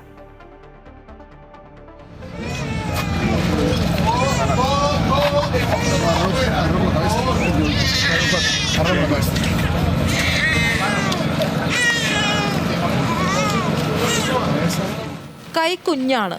രക്ഷാപ്രവർത്തകർക്ക് ഇതൊരു ആത്മവിശ്വാസമാണ്, പ്രതീക്ഷയാണ്. കാണാതായ 1,00,000-ലധികം ആളുകളെ ഇതുപോലെ രക്ഷിക്കാനാകുമെന്ന്. തകർന്ന കെട്ടിട അവശിഷ്ടങ്ങൾക്കിടയിൽ നിന്ന് ഇപ്പോഴും നിലവിളികൾ ഉയരുകയാണ്. രക്ഷാപ്രവർത്തനത്തിനായി ആധുനിക യന്ത്രസാമഗ്രികൾ ഇല്ലാത്തതാണ് വെല്ലുവിളിയായി തുടരുന്നത്. ഈ നൂറ്റാണ്ടുകളുടെ ഏറ്റവും വലിയ ഭൂചലനത്തിനാണ് വെനസ്വേല സാക്ഷിയായിരിക്കുന്നത്. 40 സെക്കൻഡുകളുടെ ഇടവേളയിലുണ്ടായ ഇരട്ട ഭൂചലനത്തിൽ വെനസ്വേലയും തലസ്ഥാനമായ കാരക്കാസും തകർന്ന് തരിപ്പണമായി. ഏറ്റവും കൂടുതൽ നാശനഷ്ടമുണ്ടായ തീരദേശ മേഖലയായ ലാഗ്വേരയിലേക്ക് പ്രവേശിക്കുന്നതിന് അധികൃതർ നിയന്ത്രണങ്ങൾ ഏർപ്പെടുത്തിയിട്ടുണ്ട്. ഇപ്പോഴും 100 കണക്കിന് ആളുകളാണ് ഈ പ്രദേശത്ത് കുടുങ്ങിക്കിടക്കുന്നത്. പലയിടങ്ങളിലും രക്ഷാപ്രവർത്തനം മന്ദഗതിയിലാണെന്നും യന്ത്രസാമഗ്രികളുടെ കുറവുണ്ടെന്നും ആരോപിച്ച് ജനങ്ങൾ പ്രതിഷേധവുമായി രംഗത്തെത്തി. അർജന്റീന, എൽ സൽവദോർ തുടങ്ങിയ രാജ്യങ്ങളിൽ നിന്നുള്ള 1600 രക്ഷാപ്രവർത്തകർ സജീവമായി രംഗത്തുണ്ട്. ദുരന്തത്തിൽ തകർന്ന വെനസ്വേലയ്ക്കായി ദശലക്ഷക്കണക്കിന് ഡോളറിന്റെ അടിയന്തര സഹായം വരും ദിവസങ്ങളിലും പ്രഖ്യാപിക്കുമെന്ന് അമേരിക്കൻ നയതന്ത്ര ഉദ്യോഗസ്ഥർ വ്യക്തമാക്കി. US ഹെലികോപ്റ്ററുകൾ രക്ഷാപ്രവർത്തകരെ ദുരന്ത മേഖലകളിൽ എത്തിക്കുന്നുണ്ട്. ഭൂകമ്പത്തിന് ശേഷമുണ്ടായ ശക്തമായ തുടർ ചലനങ്ങളിൽ ഭയന്ന് ജനങ്ങൾ ഇപ്പോഴും തെരുവുകളിലാണ് ഉറങ്ങുന്നത്. അതേസമയം ദുരന്തബാധിത പ്രദേശങ്ങളിൽ ക്രമസമാധാന പാലനത്തിനായി 10,000-ലധികം സൈനികരെയും പോലീസുകാരെയും വിന്യസിച്ചിട്ടുണ്ടെന്ന് നിലവിലെ പ്രസിഡന്റ് ഡെൽസി റോഡ്രിഗസ് അറിയിച്ചു. വെനസ്വേലയുടെ തലസ്ഥാനമായ കാരക്കാസിലേക്കുള്ള ഏക അന്താരാഷ്ട്ര വിമാനത്താവളമായ സിമോൺ ബൊളീവർ അന്താരാഷ്ട്ര വിമാനത്താവളത്തിന് കനത്ത നാശനഷ്ടമുണ്ടായതിനാൽ വിമാന സർവീസുകൾ ഇന്നും റദ്ദാക്കി. ഐക്യരാഷ്ട്രസഭയുടെ പ്രാഥമിക കണക്കനുസരിച്ച് ഭൂകമ്പം മൂലം $670 കോടി നാശനഷ്ടമാണ് വെനസ്വേലയ്ക്കുണ്ടായിട്ടുള്ളത്. കഴിഞ്ഞ ബുധനാഴ്ചയാണ് വെനസ്വേലയിൽ 7.2, 7.5 തീവ്രത രേഖപ്പെടുത്തിയ 2 ഭൂചലനങ്ങൾ ഉണ്ടായത്. International desk, Amrita TV. FCRA ചട്ട ഭേദഗതിക്കെതിരെ പള്ളികളിൽ പ്രത്യേക പ്രാർത്ഥന. കത്തോലിക്ക മെത്രാൻ സമിതിയുടെ ആഹ്വാനപ്രകാരമാണ് പ്രാർത്ഥന നടത്തുക. രാജ്യവ്യാപകമായി നിയമങ്ങൾ കടുപ്പിക്കുന്നതിനെതിരെ ക്രൈസ്തവ സംഘടനകൾ തുടങ്ങുന്ന പ്രതിഷേധത്തിന്റെ ഭാഗമായാണ് പ്രാർത്ഥന. ഭേദഗതി നടപടി രാജ്യത്തെ ക്രൈസ്തവരുടെ അടക്കം സന്നദ്ധ സംഘടനകളുടെ പ്രവർത്തന സ്വാതന്ത്ര്യം വിലക്കുന്നതാണെന്നാണ് CBCI നിലപാട്. ചട്ടങ്ങൾ പരിഷ്കരിക്കും മുൻപ് തന്നെ ചർച്ചകൾ നടത്തണമെന്നാണ് ഓർത്തഡോക്സ് സഭ പറയുന്നത്. FCRA അക്കൗണ്ട് ഉടമകളുടെ വിവരങ്ങൾ ആവശ്യപ്പെടുന്നത് സംശയാസ്പദമാണ്. സാങ്കേതിക പിശകുകൾ സംഭവിച്ചാൽ പോലും വലിയ തുക പിഴ ഈടാക്കാനുള്ള വ്യവസ്ഥകൾ പ്രസ്ഥാനങ്ങളെ തളർത്തുമെന്നും സഭാ നേതൃത്വം പറയുന്നു. Leo Metro Cardiac Centre presents ഈ ക്ലാസ്സിൽ ഞാനുമുണ്ട് സമർപ്പിക്കുന്നത് Leo Metro Cardiac Centre Wayanad സമ്പൂർണ്ണ ഹൃദയ ചികിത്സാ കേന്ദ്രം powered by Safer 7 floor tile guard ഇന്റർലോക്കുകൾക്ക് നല്ല തറവാടി കോട്ടിംഗ്.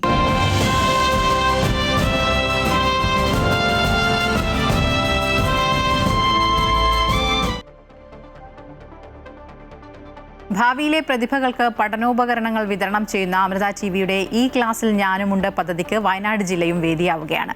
മുൻകാലങ്ങളിൽ നടപ്പിലാക്കി ഏറെ പൊതുജന സമിതി നേടിയ പദ്ധതി ഇന്ന് കൽപ്പറ്റ SKMJ ഹയർ സെക്കൻഡറി സ്കൂളിൽ നടക്കുന്ന ചടങ്ങിൽ കൃഷിമന്ത്രി T. സിദ്ദിഖ് ഉദ്ഘാടനം നിർവഹിക്കും. കൽപ്പറ്റ നഗരസഭാ അധ്യക്ഷൻ P. വിശ്വനാഥൻ മുഖ്യാതിഥിയായിരിക്കും. അമൃത TV സംഘടിപ്പിക്കുന്ന ഈ ക്ലാസ്സിൽ ഞാനുമുണ്ട് എന്ന പദ്ധതി ഭാവി തലമുറയെ വാർത്തെടുക്കുക എന്ന ലക്ഷ്യത്തോടെയാണ് നടപ്പിലാക്കുന്നത്.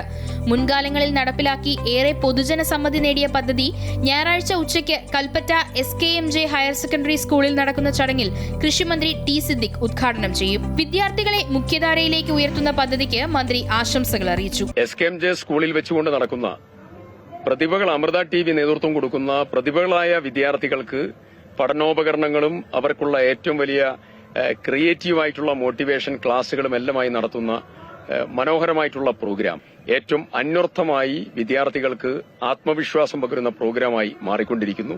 ഈ പ്രോഗ്രാമിന് എല്ലാവിധ ആശംസകളും. ചടങ്ങിൽ കൽപ്പറ്റ നഗരസഭാ അധ്യക്ഷൻ P. വിശ്വനാഥൻ മുഖ്യാതിഥിയാകും. അമൃത TV സംഘടിപ്പിക്കുന്ന ഈ ക്ലാസ്സിൽ ഞാനുമുണ്ട് എന്ന പരിപാടി നാളെയുടെ പ്രതിഭകളെ കണ്ടെത്തുന്നതിന് വേണ്ടിയിട്ടും പഠനോപകരണങ്ങൾ വിതരണം ചെയ്യുന്നതിനും മോട്ടിവേഷൻ ക്ലാസ് സംഘടിപ്പിക്കുന്നതിനു വേണ്ടി അമൃത TV ഞാനുമുണ്ട് എന്ന പരിപാടി സംഘടിപ്പിക്കുകയാണ്. ഈ പരിപാടിയിൽ ഞാനും പങ്കെടുക്കുന്നുണ്ട്, നിങ്ങളും പങ്കെടുക്കുക. ഈ പരിപാടിക്ക് എല്ലാവിധ ആശംസകളും. ജില്ലാ പോലീസ് മേധാവി, ജില്ലാ കളക്ടർ തുടങ്ങി സമൂഹത്തിന്റെ നാനാതുറകളിൽ നിന്നുള്ളവർ പദ്ധതിയുമായി സഹകരിക്കുന്നുണ്ട്. ലിയോ മെട്രോ ഇന്റർനാഷണൽ കാർഡിയാക് സെന്ററും സഫേർ 7 പെയിന്റ്സും സംയുക്തമായാണ് ഈ ക്ലാസ്സിൽ ഞാനുമുണ്ട് പദ്ധതി നടപ്പിലാക്കുന്നത്. ആദേശ് പ്രസന്റ് ടീച്ചർ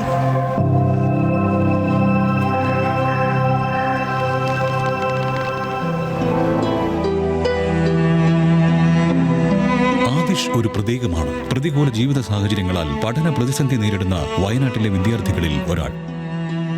ഇനിയില്ല ഈ മനസ്സിൽ നോവിന്റെ നൊമ്പരക്കാലം.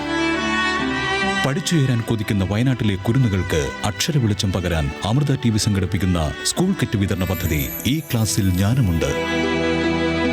ഇല്ലായ്മയുടെ കരളലിയിപ്പിക്കുന്ന കാഴ്ചയ്ക്കുമേൽ പ്രത്യാശയുടെ പൊൻകിരണവുമായി വരുന്നു അമൃത TV.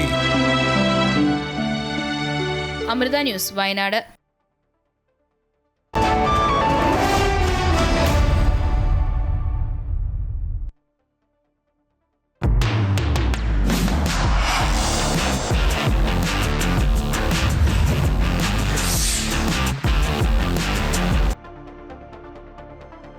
ലോകകപ്പിലെ ഗ്രൂപ്പ് L പോരാട്ടത്തിൽ പനാമയെ തകർത്ത് ഗ്രൂപ്പ് ചാമ്പ്യന്മാരായ ഇംഗ്ലണ്ട് നോക്കൌട്ടിലേക്ക്. എതിരില്ലാത്ത 2 ഗോളുകൾക്കായിരുന്നു വിജയം. രണ്ടാം പകുതിയിൽ ജൂഡ് ബെല്ലിംഗ്ഹാമും ഹാരി കെയ്നുമാണ് ഗോളുകൾ നേടിയത്. 3 മത്സരങ്ങളിൽ നിന്ന് 7 പോയിന്റുമായി ഇംഗ്ലണ്ട് ഗ്രൂപ്പിൽ 1-ാം സ്ഥാനത്തായി.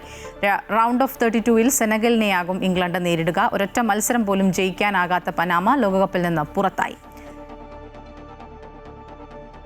ഘാനയെ 1-2 ഗോളുകൾക്ക് പരാജയപ്പെടുത്തി ക്രൊയേഷ്യ നോക്കൌട്ടിൽ കടന്നു. സൂപ്പർ താരം നിക്കോള വ്ലാസ്റ്റിച്ച് 83-ാം മിനിറ്റിൽ നേടിയ ഹെഡർ ഗോളാണ് ക്രൊയേഷ്യയ്ക്ക് ജയം സമ്മാനിച്ചത്. ജയത്തോടെ ഗ്രൂപ്പ് Lൽ 3 മത്സരങ്ങളിൽ നിന്ന് 6 പോയിന്റുമായി ക്രൊയേഷ്യ 2-ാം സ്ഥാനക്കാരായി പ്രീ ക്വാർട്ടറിലേക്ക് യോഗ്യത നേടി. മത്സരത്തിൽ നഷ്ടപ്പെട്ടെങ്കിലും 4 പോയിന്റുള്ള ഘാന മികച്ച 3-ാം സ്ഥാനക്കാരുടെ പട്ടികയിൽ ഇടം പിടിച്ച് നോക്കൌട്ട് സാധ്യത സജീവമാക്കുന്നുണ്ട്. അതേസമയം ഗ്രൂപ്പ് കെയിൽ കൊളംബിയ പോർച്ചുഗൽ മത്സരം ഗോൾ രഹിത സമനിലയിൽ അവസാനിച്ചു. കൊളംബിയ ഗ്രൂപ്പ് ചാമ്പ്യന്മാരായി 1-ാം സ്ഥാനത്താണ്. 2-ാം സമനിലയോടെ ഗ്രൂപ്പിൽ 2-ാം സ്ഥാനക്കാരായി പോർച്ചുഗൽ നോക്കൌട്ടിലേക്ക് കടന്നു. ഉസ്ബെക്കിസ്ഥാനെതിരെ കോങ്കോയ്ക്ക് 1-3 ഗോളുകളുടെ മിന്നും ജയം. നോക്കൌട്ടിൽ ക്രൊയേഷ്യയാണ് പോർച്ചുഗലിന്റെ എതിരാളികൾ. ഗ്രൂപ്പ് ജെയിൽ അർജന്റീന ജോർദാൻ മത്സരവും അൾജീരിയ ഓസ്ട്രിയ മത്സരവും അല്പസമയത്തിനകം തുടങ്ങും. ബ്രസീലിനെ പിന്തുണച്ച് തൃശൂർ നഗരത്തിൽ വ്യത്യസ്ത രൂപത്തിൽ കറങ്ങി നടക്കുന്ന 70-കാരനായ ഒരു ആരാധകനെ പരിചയപ്പെടാം. തൃശൂർ വടൂക്കര സ്വദേശി സാംബ സാലിയുടെ ബ്രസീൽ പ്രേമത്തിന് വർഷങ്ങളുടെ പഴക്കമുണ്ട്.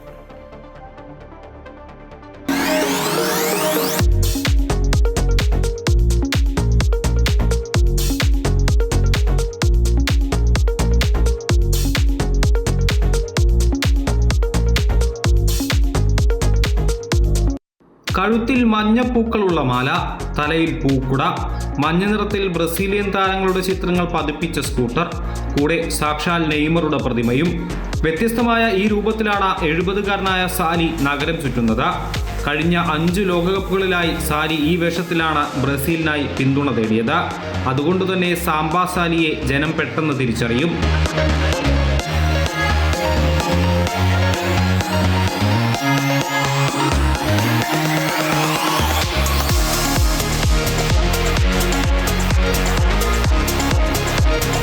നഗരത്തിലെ യാത്രകൾക്കിടയിൽ കുട്ടികൾക്ക് ബലൂൺ നൽകിയാണ് സാലി മുന്നേറുന്നത്. സംസ്ഥാനത്തെ പല ഭാഗങ്ങളിലും പോയി ഫുട്ബോൾ മത്സരങ്ങൾക്ക് സാലി കൈയടിച്ചിട്ടുണ്ട്. ചെറുപ്പകാലത്ത് കളി കാണാൻ കാശില്ലാതെ സോഡ വിൽപ്പനാ സംഘത്തിനൊപ്പം ചേർന്ന ഗ്യാലറികളിൽ സോഡ വിറ്റും സാലി കളി കണ്ടിട്ടുണ്ട്. ഞാനിങ്ങനെ നടക്കുന്നത് കാണുമ്പോൾ തന്നെ ഇതിൽ എന്തെങ്കിലും ഒരു കാര്യം ഉണ്ടാവും എന്ന് വിചാരിച്ചിട്ട് ആൾക്കാർ കളി കാണും. അങ്ങനെ കളി കാണും. പിന്നെ ഞാൻ പോകുമ്പോൾ കുട്ടികൾക്ക് ബലൂൺ കൊടുക്കും. അത് സാധാരണ എല്ലാ കുട്ടികൾക്കും ദിവസം 4 ബലൂൺ കൊടുക്കുന്നതാണ്. അത് കൊടുക്കുകയും ചെയ്യും. വല്ലതും ഉണ്ടാക്കി കൊടുക്കാൻ പറ്റിയ വല്ല പൂക്കളൊക്കെ ബലൂൺ കൊണ്ട് ഉണ്ടാക്കി കൊടുക്കും. പൂക്കളൊന്നുമില്ല, എന്തെങ്കിലുമൊക്കെ. ഞാൻ ബലൂണിൻ്റെ ആർട്ടിസ്റ്റും കൂടിയാണ്. അപ്പോൾ അങ്ങനെ ഇതായിട്ട് പോവും. ഇടയ്ക്ക് ഒരു പി വിളി ഉണ്ട്. ഈ പി വിളി ആൾക്കാരൊക്കെ ഒന്ന് ശ്രദ്ധിക്കാൻ വേണ്ടിയിട്ടുണ്ട്. വടൂക്കരയിലെ ഫുട്ബോൾ പ്രേമികൾക്കൊപ്പം വലിയ സ്ക്രീനിലാണ് സാലി ഇപ്പോൾ മത്സരം കാണുന്നത്. ഉത്സവകാലത്ത് കാവടി നിർമ്മാണം, വേനൽക്കാലത്ത് കിണർപ്പണി, മറ്റു സമയങ്ങളിൽ പൂക്കച്ചവടം, ഇങ്ങനെ പല ഭാവങ്ങളിൽ ഈ ബ്രസീലിയൻ ഫാൻ തൃശ്ശൂരിനെ വിസ്മയിപ്പിക്കുകയാണ്. അമൃത ന്യൂസ്, തൃശ്ശൂർ. വള്ളംകളി പ്രേമികളിൽ ആവേശമുണർത്തി കേരളത്തിലെ ജലോത്സവ കാലത്തിന് നാളെ ആലപ്പുഴ ചമ്പക്കുളത്ത് തുടക്കമാകും. ചരിത്ര പ്രാധാന്യമുള്ള രാജപ്രമുഖൻ ട്രോഫിക്ക് വേണ്ടിയുള്ള ചമ്പക്കുളം മൂലം ജലോത്സവം ടൂറിസം മന്ത്രി PC വിഷ്ണുനാഥ് ഉദ്ഘാടനം ചെയ്യും. നെഹ്റു ട്രോഫിക്ക് മുന്നോടിയായി നടക്കുന്ന മത്സരത്തിൽ ചെറുതും വലുതുമായ 14 വള്ളങ്ങളാണ് അണിനിരക്കുന്നത്.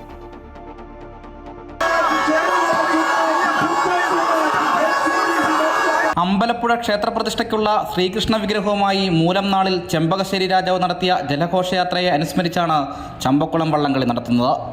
ആദ്യകാലത്ത് മുലക്കാഴ്ച എന്നറിയപ്പെട്ടിരുന്ന ജലോത്സവത്തിന് 400ഓളം വർഷം പഴക്കമുണ്ടെന്ന് കരുതുന്നു. ജലോത്സവ കാലത്തിൻ്റെ ആഘോഷ നാളുകളിലേക്ക് തുഴയെറിഞ്ഞാണ് ചരിത്ര പ്രാധാന്യമുള്ള ചമ്പക്കുളം വള്ളംകളി മൂലം നാളിൽ അരങ്ങേറുക. പമ്പയാറ്റിൽ രാജപ്രമുഖൻ ട്രോഫിക്ക് വേണ്ടിയുള്ള വാശിയേറിയ പോരാട്ടത്തിലൂടെ കേരളത്തിലെ ആകെ ജലമാമാങ്കത്തിനാണ് തുടക്കമാകുക.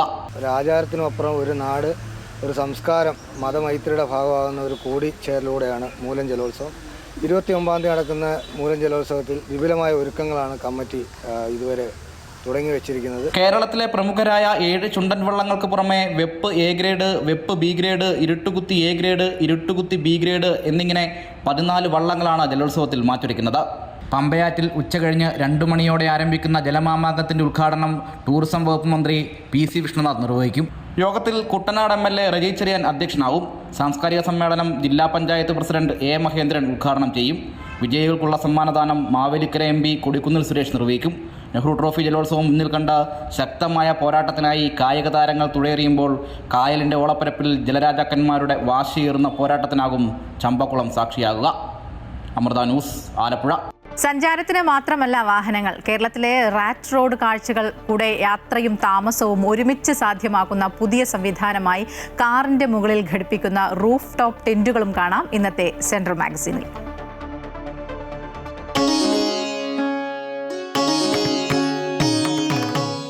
നമസ്കാരം. സെൻട്രൽ മാഗസിനിലേക്ക് എല്ലാവർക്കും ഒരിക്കൽ കൂടി സ്വാഗതം.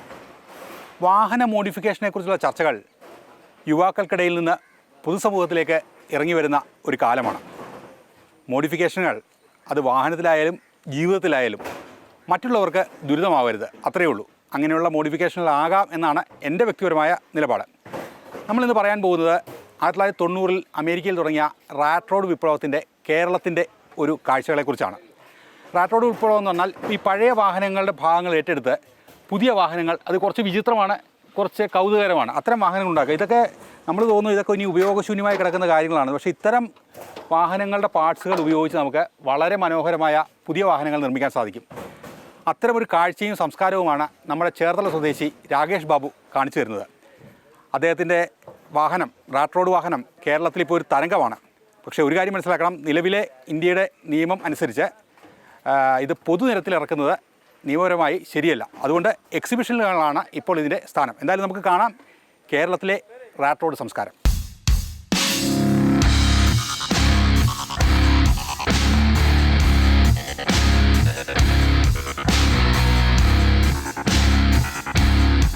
രണ്ടാം ലോക മഹായുദ്ധത്തിന് ശേഷം അമേരിക്കയിലെ യുവാക്കൾക്ക് വേഗതയേറിയ വണ്ടികളോട് താല്പര്യമുണ്ടായിരുന്നു.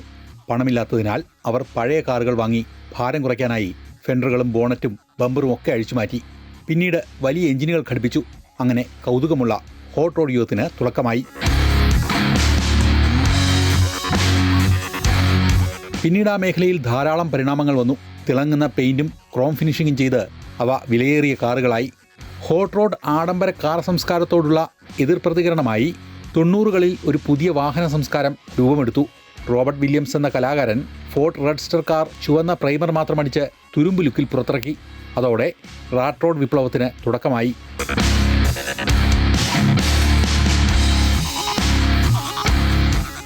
വിചിത്രവും അപൂർണമായതും പഴമയും പ്രതിഫലിപ്പിക്കുന്നതാണ് റാറ്റ് റോഡ് കാറുകളുടെ വ്യക്തിത്വം.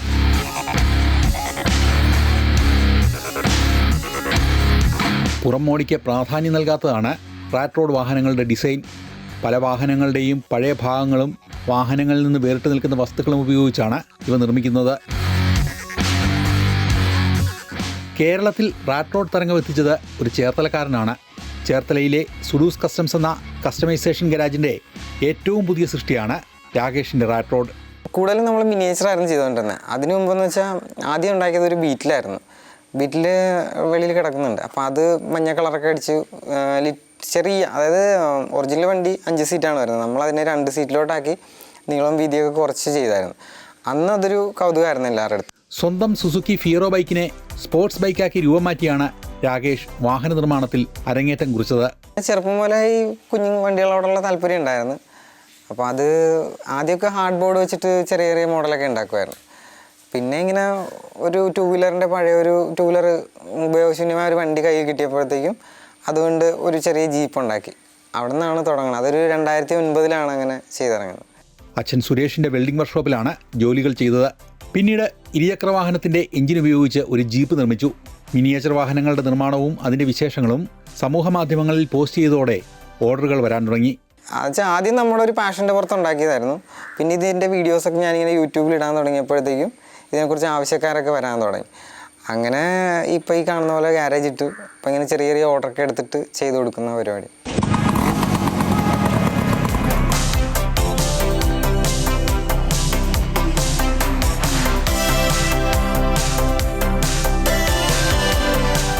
ഷോയ്ക്ക് ആദ്യമൊക്കെ മിനിയേച്ചർ വണ്ടിയായിട്ടാണ് പോയിക്കൊണ്ടിരുന്നത്.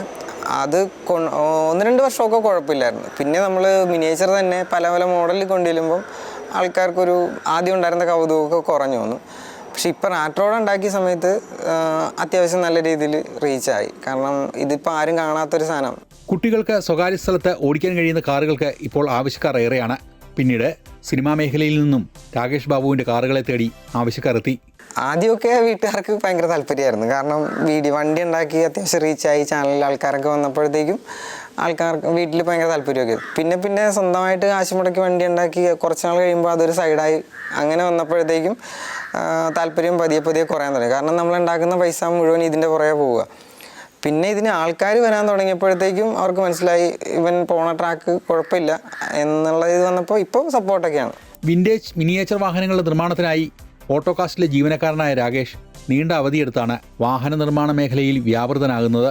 ഞാനിവിടെ കേരള ഗവൺമെൻറ് ഓട്ടോകാസ്റ്റ് എന്ന് പറഞ്ഞൊരു സ്ഥാപനമുണ്ട്. അവിടുത്തെ സ്കിൽഡ് വർക്കറായിട്ട് വർക്ക് ചെയ്യുമായിരുന്നു. മെക്കാനിക്കായിരുന്നു. ഇപ്പം 5 വർഷത്തേക്ക് ലോങ് ലീവ് എടുത്ത് നിൽക്കുകയാണ്. ഇപ്പോൾ നിലവിലൊരു 10-25ഓളം വണ്ടികൾ ചെയ്തിട്ടുണ്ട്.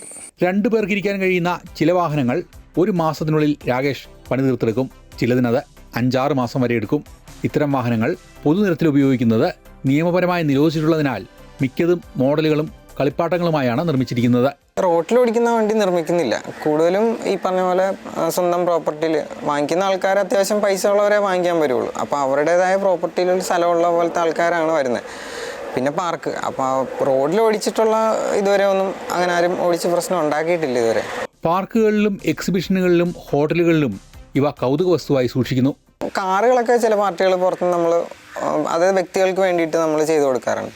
ഇപ്പം നമ്മൾ ചെയ്തുകൊണ്ടിരിക്കുന്ന ഫെറാരിയുടെ ഒരു പഴയ മോഡൽ വണ്ടിയാണ്. ഇത് ഹൈദരാബാദുള്ള ഒരു പാർട്ടിക്ക് വേണ്ടി. അത് നമ്മുടെ ഇൻസ്റ്റാഗ്രാം പേജ് കണ്ടിട്ട് നമ്മൾ മെസ്സേജ് അയച്ചു. അങ്ങനെ വന്ന ഓർഡറാണ്.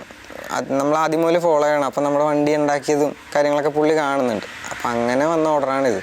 ഹോട്ടലുകളുടെ അകത്തളങ്ങൾ മനോഹരമാക്കാൻ എഞ്ചിനുകളില്ലാത്ത പൂർണ്ണ വലിപ്പത്തിലുള്ള മോഡലുകൾക്കും ആവശ്യക്കാരുണ്ട്. ഒരു മോഡലിന് ശരാശരി 1 ലക്ഷം രൂപ വരെ വില വരും. പിന്നീട് കാറുകളുടെ പ്രത്യേകതയ്ക്കനുസരിച്ച് അവയുടെ വിലയിൽ മാറ്റം വരും. ഇപ്പോൾ ഇലക്ട്രിക്കൊക്കെയാണ് ചെയ്യണമെങ്കിൽ ഏകദേശം ഒരു 1-1.5 ലക്ഷം രൂപയുടെ പറ്റേ എല്ലാം കൂടെ വരും. ചെയ്തിറങ്ങുമ്പോഴത്തേക്കും 1.5 മാസം എടുക്കും ഒരു ജീപ്പ് ചെയ്തെടുക്കാനായിട്ട്.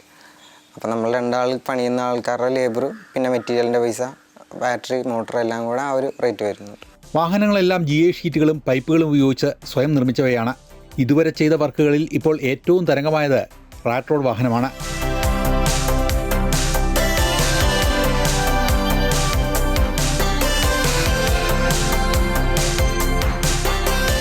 ആദ്യ കാഴ്ചയിൽ അമേരിക്കൻ റാറ്റ് റോഡ് സംസ്കാരം ഓർമ്മിപ്പിക്കുന്ന രൂപമാണ് വാഹനത്തിനുള്ളത്. എന്നാൽ അതിൻ്റെ നിർമ്മാണത്തിന് പിന്നിൽ ഇന്ത്യൻ വാഹനങ്ങളുടെ വിവിധ ഭാഗങ്ങളാണ് ഉപയോഗിച്ചിരിക്കുന്നത്. അംബാസഡർ, ലാംബട്ര, മോട്ടോർ സൈക്കിൾ തുടങ്ങിയ വിവിധ വാഹനങ്ങളിൽ നിന്നുള്ള ഭാഗങ്ങൾ ചേർത്താണ് ഈ കസ്റ്റം ബിൽഡ് ഒരുക്കിയിരിക്കുന്നത്. ഈ മിനിയേച്ചർ വണ്ടികൾ ഉണ്ടാക്കിയിട്ട് ഞാൻ കോളേജിലൊക്കെ ഷോയ്ക്ക് പോകുമായിരുന്നു. അപ്പം നമ്മൾ ഈ ചെറിയ വണ്ടികൾ കൊണ്ട് മാത്രം ഷോയ്ക്ക് ചെല്ലുമ്പോൾ ആൾക്കാരുടെ ഒക്കെ ഒരു ആദ്യം ഉണ്ടായിരുന്ന കൗതുകമൊക്കെ മാറിയിട്ട് പിന്നെ ഇവൻ ചെറിയ വണ്ടി ഉണ്ടാക്കുകയുള്ളൂ എന്നൊരു തോന്നലുണ്ടായി. അപ്പോൾ അതൊന്ന് മാറ്റി പിടിക്കാൻ വേണ്ടിയിട്ടാണ് നമ്മൾ റാറ്റ് റോഡ് എന്ന് പറഞ്ഞൊരു കൺസെപ്റ്റ് കൊണ്ടുവന്നത്. അതിപ്പോൾ ഇന്ത്യയിൽ ആദ്യമായിട്ട് നമ്മൾ ചെയ്യുന്നൊരു പ്രോജക്റ്റാണ്. പിന്നെ അത് ശരിക്കും പറഞ്ഞാൽ ആ വണ്ടി ഞാൻ ഇതുവരെ നേരിട്ട് കണ്ടിട്ടില്ല. നെറ്റിൽ നിന്ന് കുറച്ച് പല ആംഗിളിൽ നിന്നുള്ള ഫോട്ടോസൊക്കെ എടുത്തിട്ട് അത് നോക്കിയിട്ടാണ് നമ്മൾ ചെയ്തേക്കുന്നത്.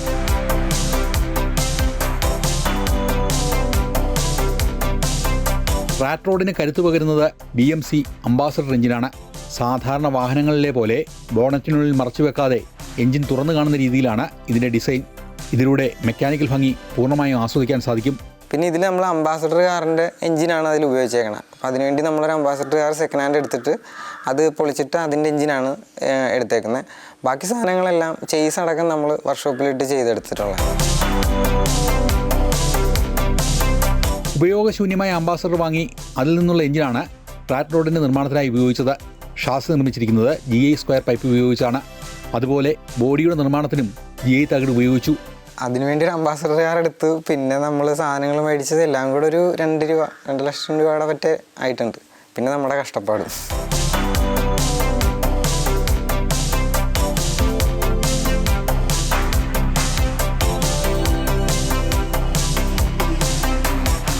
പിന്നെ ഇതിൽ ഫയറിങ് ഡീസൽ എഞ്ചിൻ ആയതുകൊണ്ട് തന്നെ എക്സോസ്റ്റ് ചെയ്യുന്ന ഫയർ നമുക്ക് കൊടുക്കാൻ പറ്റത്തില്ല. അപ്പോൾ അതിനുവേണ്ടി നമ്മൾ ആദ്യം കുറച്ച് വേറെ രീതിയിലുള്ള സംഭവങ്ങളൊക്കെ പരീക്ഷിച്ച് നോക്കി. ഒന്നും നടക്കാഞ്ഞിട്ട് പിന്നെ ലാസ്റ്റ് നമ്മളൊരു ഗ്യാസ് സിലിണ്ടർ വെച്ചിട്ടാണ് ഇപ്പോൾ കാണുന്ന ഫയർ ചെയ്തുകൊണ്ടിരിക്കുന്നത്. അതിൽ ബാക്ക് ഫയർ വരാതിരിക്കാൻ വേണ്ടി അതിനൊരു നോൺ റിട്ടേൺ വാല്യൂ NRV കൊടുത്തിട്ടുണ്ട്. വാഹനത്തിൽ ഏറ്റവും അത്ഭുതപ്പെടുത്തുന്ന ഭാഗമാണ് പാമ്പിൻ്റെ ആകൃതിയിൽ നിർമ്മിച്ചിട്ടുള്ള എയർ ഇൻടേക്ക് സംവിധാനം. ചങ്ങലകൾ വെൽഡ് ചെയ്തുണ്ടാക്കിയ സ്റ്റിയറിങ്ങും ഗ്രനേഡിൻ്റെ മാതൃകയിലുള്ള ഗിയർ ലിവറും ഒരുതരം ഭീതി പടർത്തുന്നു.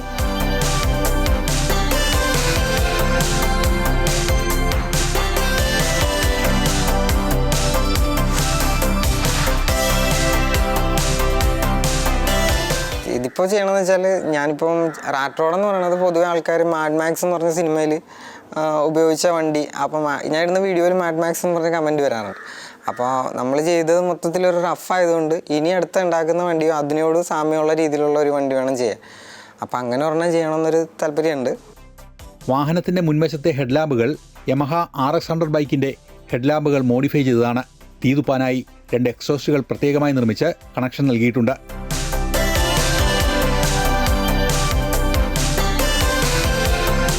ഫ്രണ്ട് സസ്പെൻഷൻ ഒരുക്കിയിരിക്കുന്നത് ലാംബട്ര ഓട്ടോറിക്ഷയുടെ ഷോക്ക് അബ്സോർവറുകൾ ഉപയോഗിച്ചാണ്.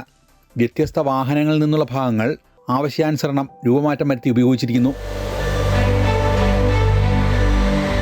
വാഹന പ്രദർശനങ്ങൾ, കോളേജ് ഇവന്റുകൾ, ഓട്ടോമൊബൈൽ ഷോകൾ എന്നിവ ലക്ഷ്യമിട്ടാണ് രാകേഷ് ഈ റാറ്റ് റോഡ് ഒരുക്കിയിരിക്കുന്നത്.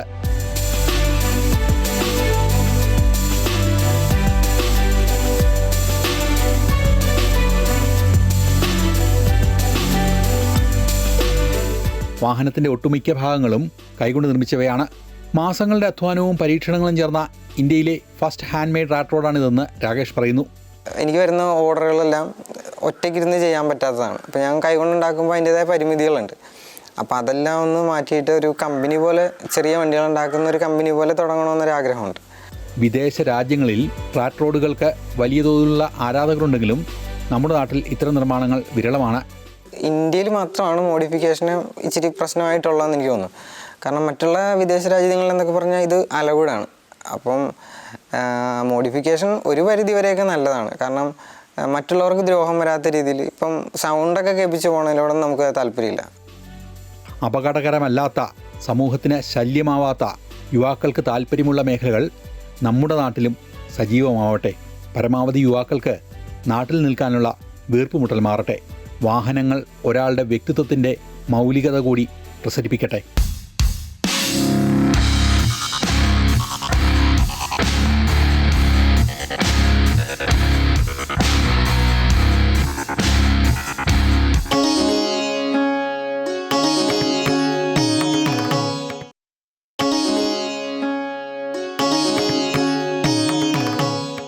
പ്രകൃതിയുടെ മടിത്തട്ടിൽ ഒരു ദിവസം കഴിയുക, ഒരു രാത്രി കഴിയുക.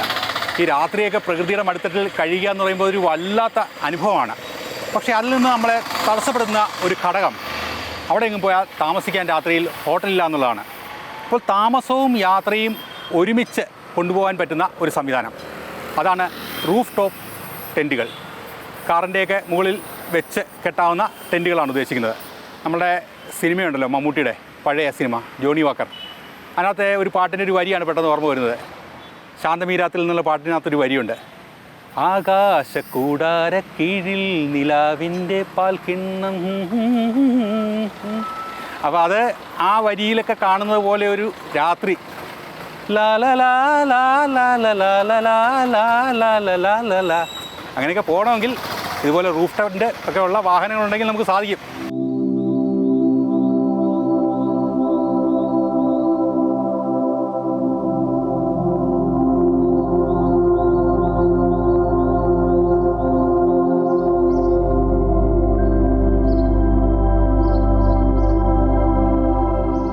യാത്രകളും ക്യാമ്പിങ്ങും ഇഷ്ടപ്പെടുന്ന മലയാളി സഞ്ചാരികൾക്കിടയിൽ രൂപപ്പെടുന്ന പുതിയ തരംഗമാണ് റൂഫ് ടോപ്പ് ടെൻറ്റുകൾ.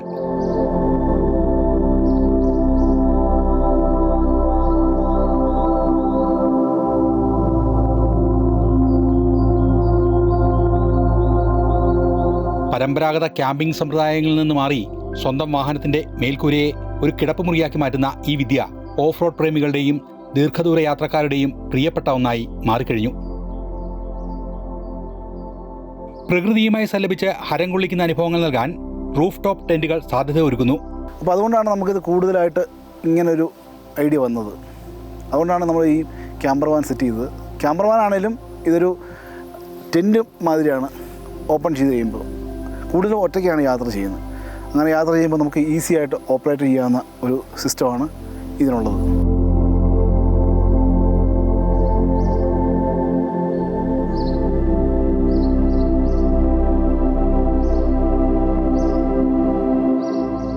കാറുകളുടെയോ SUV-കളുടെയോ മുകളിൽ റൂഫ് റാക്കിൽ ഉറപ്പിച്ചു നിർത്താൻ കഴിയുന്ന മടക്കാവുന്ന ടെൻറ്റുകളാണിവ.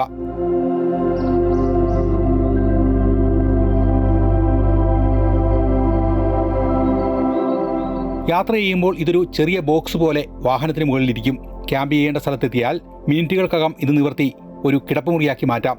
ടെൻറ്റിനുള്ളിലേക്ക് കയറാനായി ഒരു ഏണിയും ഇതിനോടൊപ്പം ഉണ്ടാകും. ടെൻറ്റ് നിർമ്മിച്ചിരിക്കുന്നത് ഒരു ഗ്രില്ലിലാണ്. ഈ ഗ്രില്ലിൽ 3 ക്ലിപ്പിങ് കൊടുത്താണ് ഇത് നിർമ്മിച്ചിരിക്കുന്നത്. അപ്പോൾ അതുകൊണ്ട് തന്നെ നമുക്ക് വണ്ടിയുടെ മുകളിൽ അധികം ഭാരം വരുന്നില്ല. 85 കിലോയാണ് ഈ ടെൻറ്റിന് വെയിറ്റ് വരുന്നത്. പ്രകൃതി സൗഹൃദവും ആധുനികവുമായ യാത്രാശൈലി യുവാക്കൾക്കിടയിൽ ഓവർലാൻഡിംഗ് എന്നൊരു യാത്രാ സംസ്കാരം വളർത്തുന്നുണ്ട്. ലക്ഷ്യസ്ഥാനത്തേക്കാൾ യാത്രയ്ക്ക് പ്രാധാന്യം നൽകുന്ന ഒരു രീതിയാണിത്. കാടിൻ്റെ നടുവിലോ പുഴയോരത്തോ കടൽ തീരത്തോ സൗകര്യപ്രദമായൊരു സ്ഥലത്ത് വാഹനം നിർത്തി അതിനു മുകളിൽ ടെൻ്റടിച്ച് നക്ഷത്രങ്ങളെ നോക്കി കിടന്നുറങ്ങുന്ന അനുഭവം റൂഫ് ടോപ്പ് ടെൻറ്റുകൾ യാഥാർത്ഥ്യമാക്കുന്നു. യാത്രയും താമസവും ഒരുമിച്ച് സാധ്യമാകുന്നതോടെ പുതിയ സഞ്ചാരിയിടങ്ങളിലേക്കുള്ള ജാലകങ്ങൾ തുറക്കുന്നു.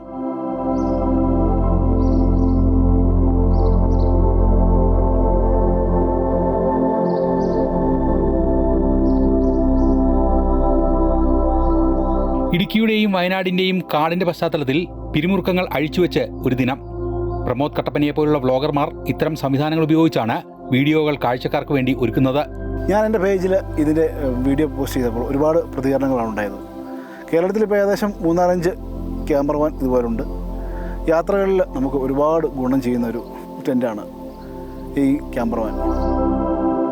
ഇപ്പോൾ ഓഫ് റോഡ് യാത്രകളും ദീർഘദൂര റോഡ് ട്രിപ്പുകളും ഇഷ്ടപ്പെടുന്നവരാണ് പ്രധാനമായും റൂഫ് ടോപ്പ് ടെൻറ്റുകൾ ഉപയോഗിക്കുന്നത്. ഈ സംവിധാനത്തിൽ മെത്തയും രാത്രികാല വിശ്രമ സൗകര്യവും ഉൾപ്പെടുത്തിയിട്ടുണ്ടാകും. മഴ, ചെളി, ഇഴജന്തുക്കൾ, ചെറിയ വന്യമൃഗങ്ങൾ എന്നിവയിൽ നിന്ന് കൂടുതൽ സുരക്ഷ ലഭിക്കുന്നതും ഇതിൻ്റെ പ്രത്യേകതയാണ്.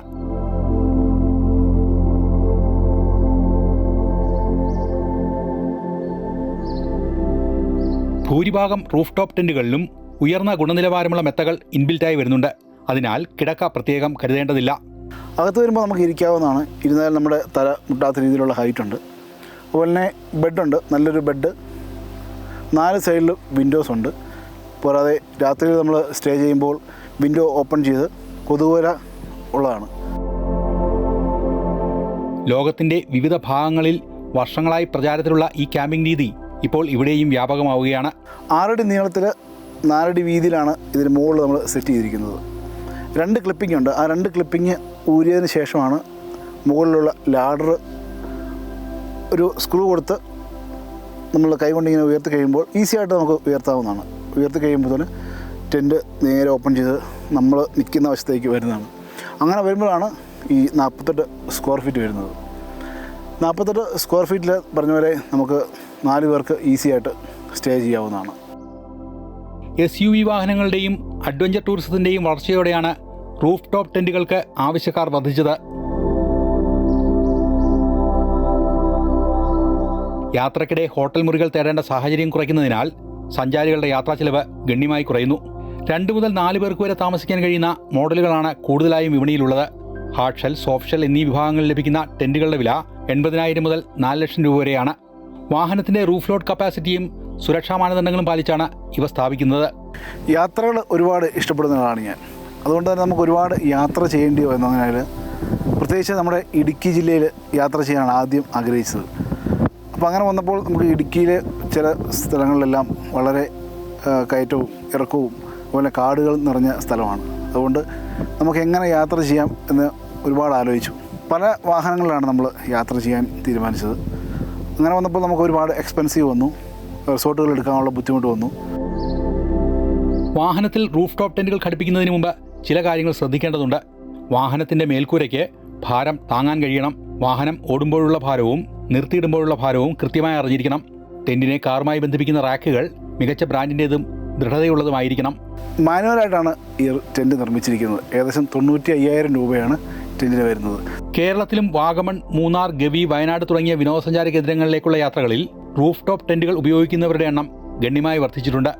സാങ്കേതിക വിദ്യയും സാഹസിക വിനോദസഞ്ചാരവും കൈകോർക്കുന്ന പുതിയ പ്രവണതയായി റൂഫ് ടോപ്പ് ടെൻറ്റുകൾ മാറിക്കൊണ്ടിരിക്കുകയാണ്.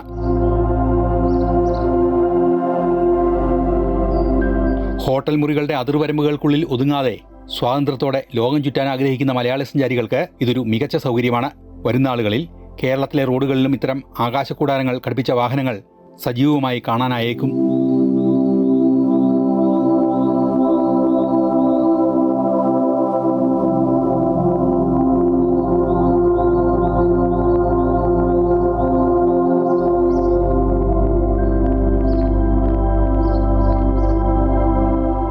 അങ്ങനെ ഈ ആഴ്ചയിലെ സെൻട്രൽ മാഗസിൻ വിശേഷങ്ങൾ ഇവിടെ അവസാനിക്കുകയാണ്. അടുത്ത ആഴ്ച പുതിയ പുതിയ കാഴ്ചകളും കൂടുതൽ വിശേഷങ്ങളും വ്യത്യസ്തമാർന്ന അനുഭവങ്ങളുമായി നമുക്ക് വീണ്ടും കാണാം. നന്ദി, നമസ്കാരം.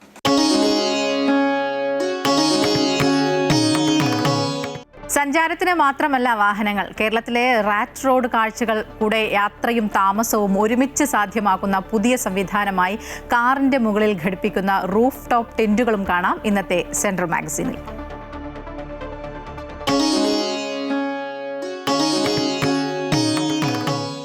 നമസ്കാരം. സെൻട്രൽ മാഗസിനിലേക്ക് എല്ലാവർക്കും ഒരിക്കൽ കൂടി സ്വാഗതം.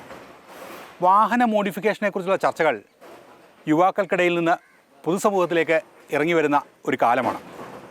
മോഡിഫിക്കേഷനുകൾ അത് വാഹനത്തിലായാലും ജീവിതത്തിലായാലും മറ്റുള്ളവർക്ക് ദുരിതമാവരുത്, അത്രയേ ഉള്ളൂ. അങ്ങനെയുള്ള മോഡിഫിക്കേഷനുകളാകാം എന്നാണ് എൻ്റെ വ്യക്തിപരമായ നിലപാട്.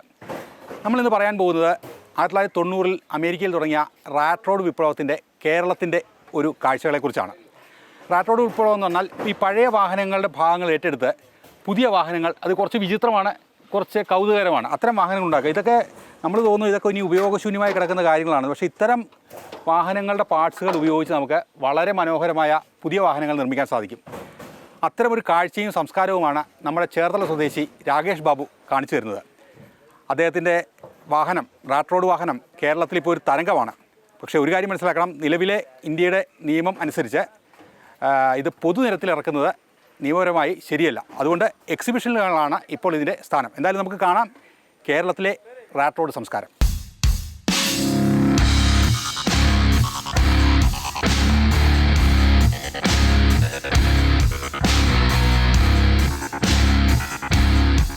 രണ്ടാം ലോക മഹായുദ്ധത്തിന് ശേഷം അമേരിക്കയിലെ യുവാക്കൾക്ക് വേഗതയേറിയ വണ്ടികളോട് താല്പര്യമുണ്ടായിരുന്നു. പണമില്ലാത്തതിനാൽ അവർ പഴയ കാറുകൾ വാങ്ങി ഭാരം കുറയ്ക്കാനായി ഫെൻഡറുകളും ബോണറ്റും ബമ്പറും ഒക്കെ അഴിച്ചുമാറ്റി. പിന്നീട് വലിയ എഞ്ചിനുകൾ ഘടിപ്പിച്ചു. അങ്ങനെ കൗതുകമുള്ള ഹോട്ട് റോഡ് യുഗത്തിന് തുടക്കമായി. പിന്നീട് ആ മേഖലയിൽ ധാരാളം പരിണാമങ്ങൾ വന്നു. തിളങ്ങുന്ന പെയിന്റും ക്രോം ഫിനിഷിങ്ങും ചെയ്ത് അവ വിലയേറിയ കാറുകളായി.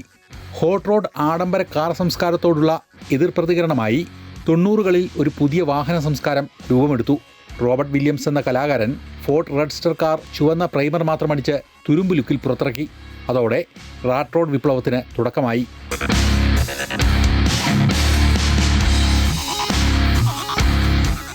വിചിത്രവും അപൂർണമായതും പഴമയും പ്രതിഫലിപ്പിക്കുന്നതാണ് റാറ്റ് റോഡ് കാറുകളുടെ വ്യക്തിത്വം.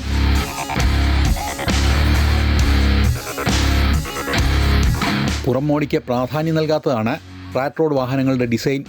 പല വാഹനങ്ങളുടെയും പഴയ ഭാഗങ്ങളും വാഹനങ്ങളിൽ നിന്ന് വേറിട്ട് നിൽക്കുന്ന വസ്തുക്കളും ഉപയോഗിച്ചാണ് ഇവ നിർമ്മിക്കുന്നത്. കേരളത്തിൽ റാറ്റ് റോഡ് തരംഗം എത്തിച്ചത് ഒരു ചേർത്തലക്കാരനാണ്. ചേർത്തലയിലെ സുഡൂസ് കസ്റ്റംസ് എന്ന കസ്റ്റമൈസേഷൻ ഗരാജിൻ്റെ ഏറ്റവും പുതിയ സൃഷ്ടിയാണ് രാകേഷിൻ്റെ റാറ്റ് റോഡ്. കൂടുതലും നമ്മൾ മിനിയേച്ചറായിരുന്നു ചെയ്തുകൊണ്ടിരുന്നത്. അതിനു മുമ്പെന്ന് വെച്ചാൽ ആദ്യം ഉണ്ടാക്കിയത് ഒരു ബീറ്റിലായിരുന്നു.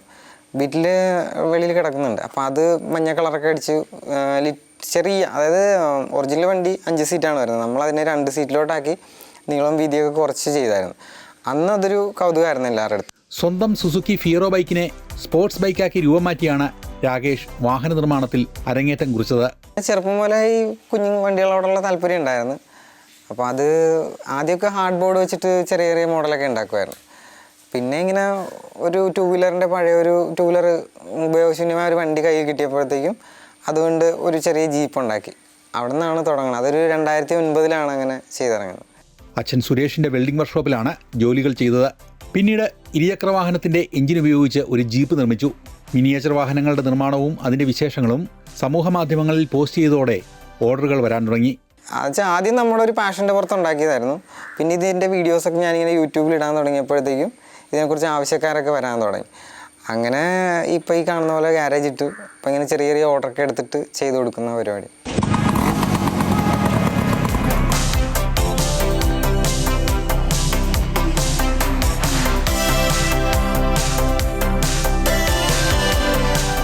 ഷോയ്ക്ക് ആദ്യമൊക്കെ മിനിയേച്ചർ വണ്ടിയായിട്ടാണ് പോയിക്കൊണ്ടിരുന്നത്.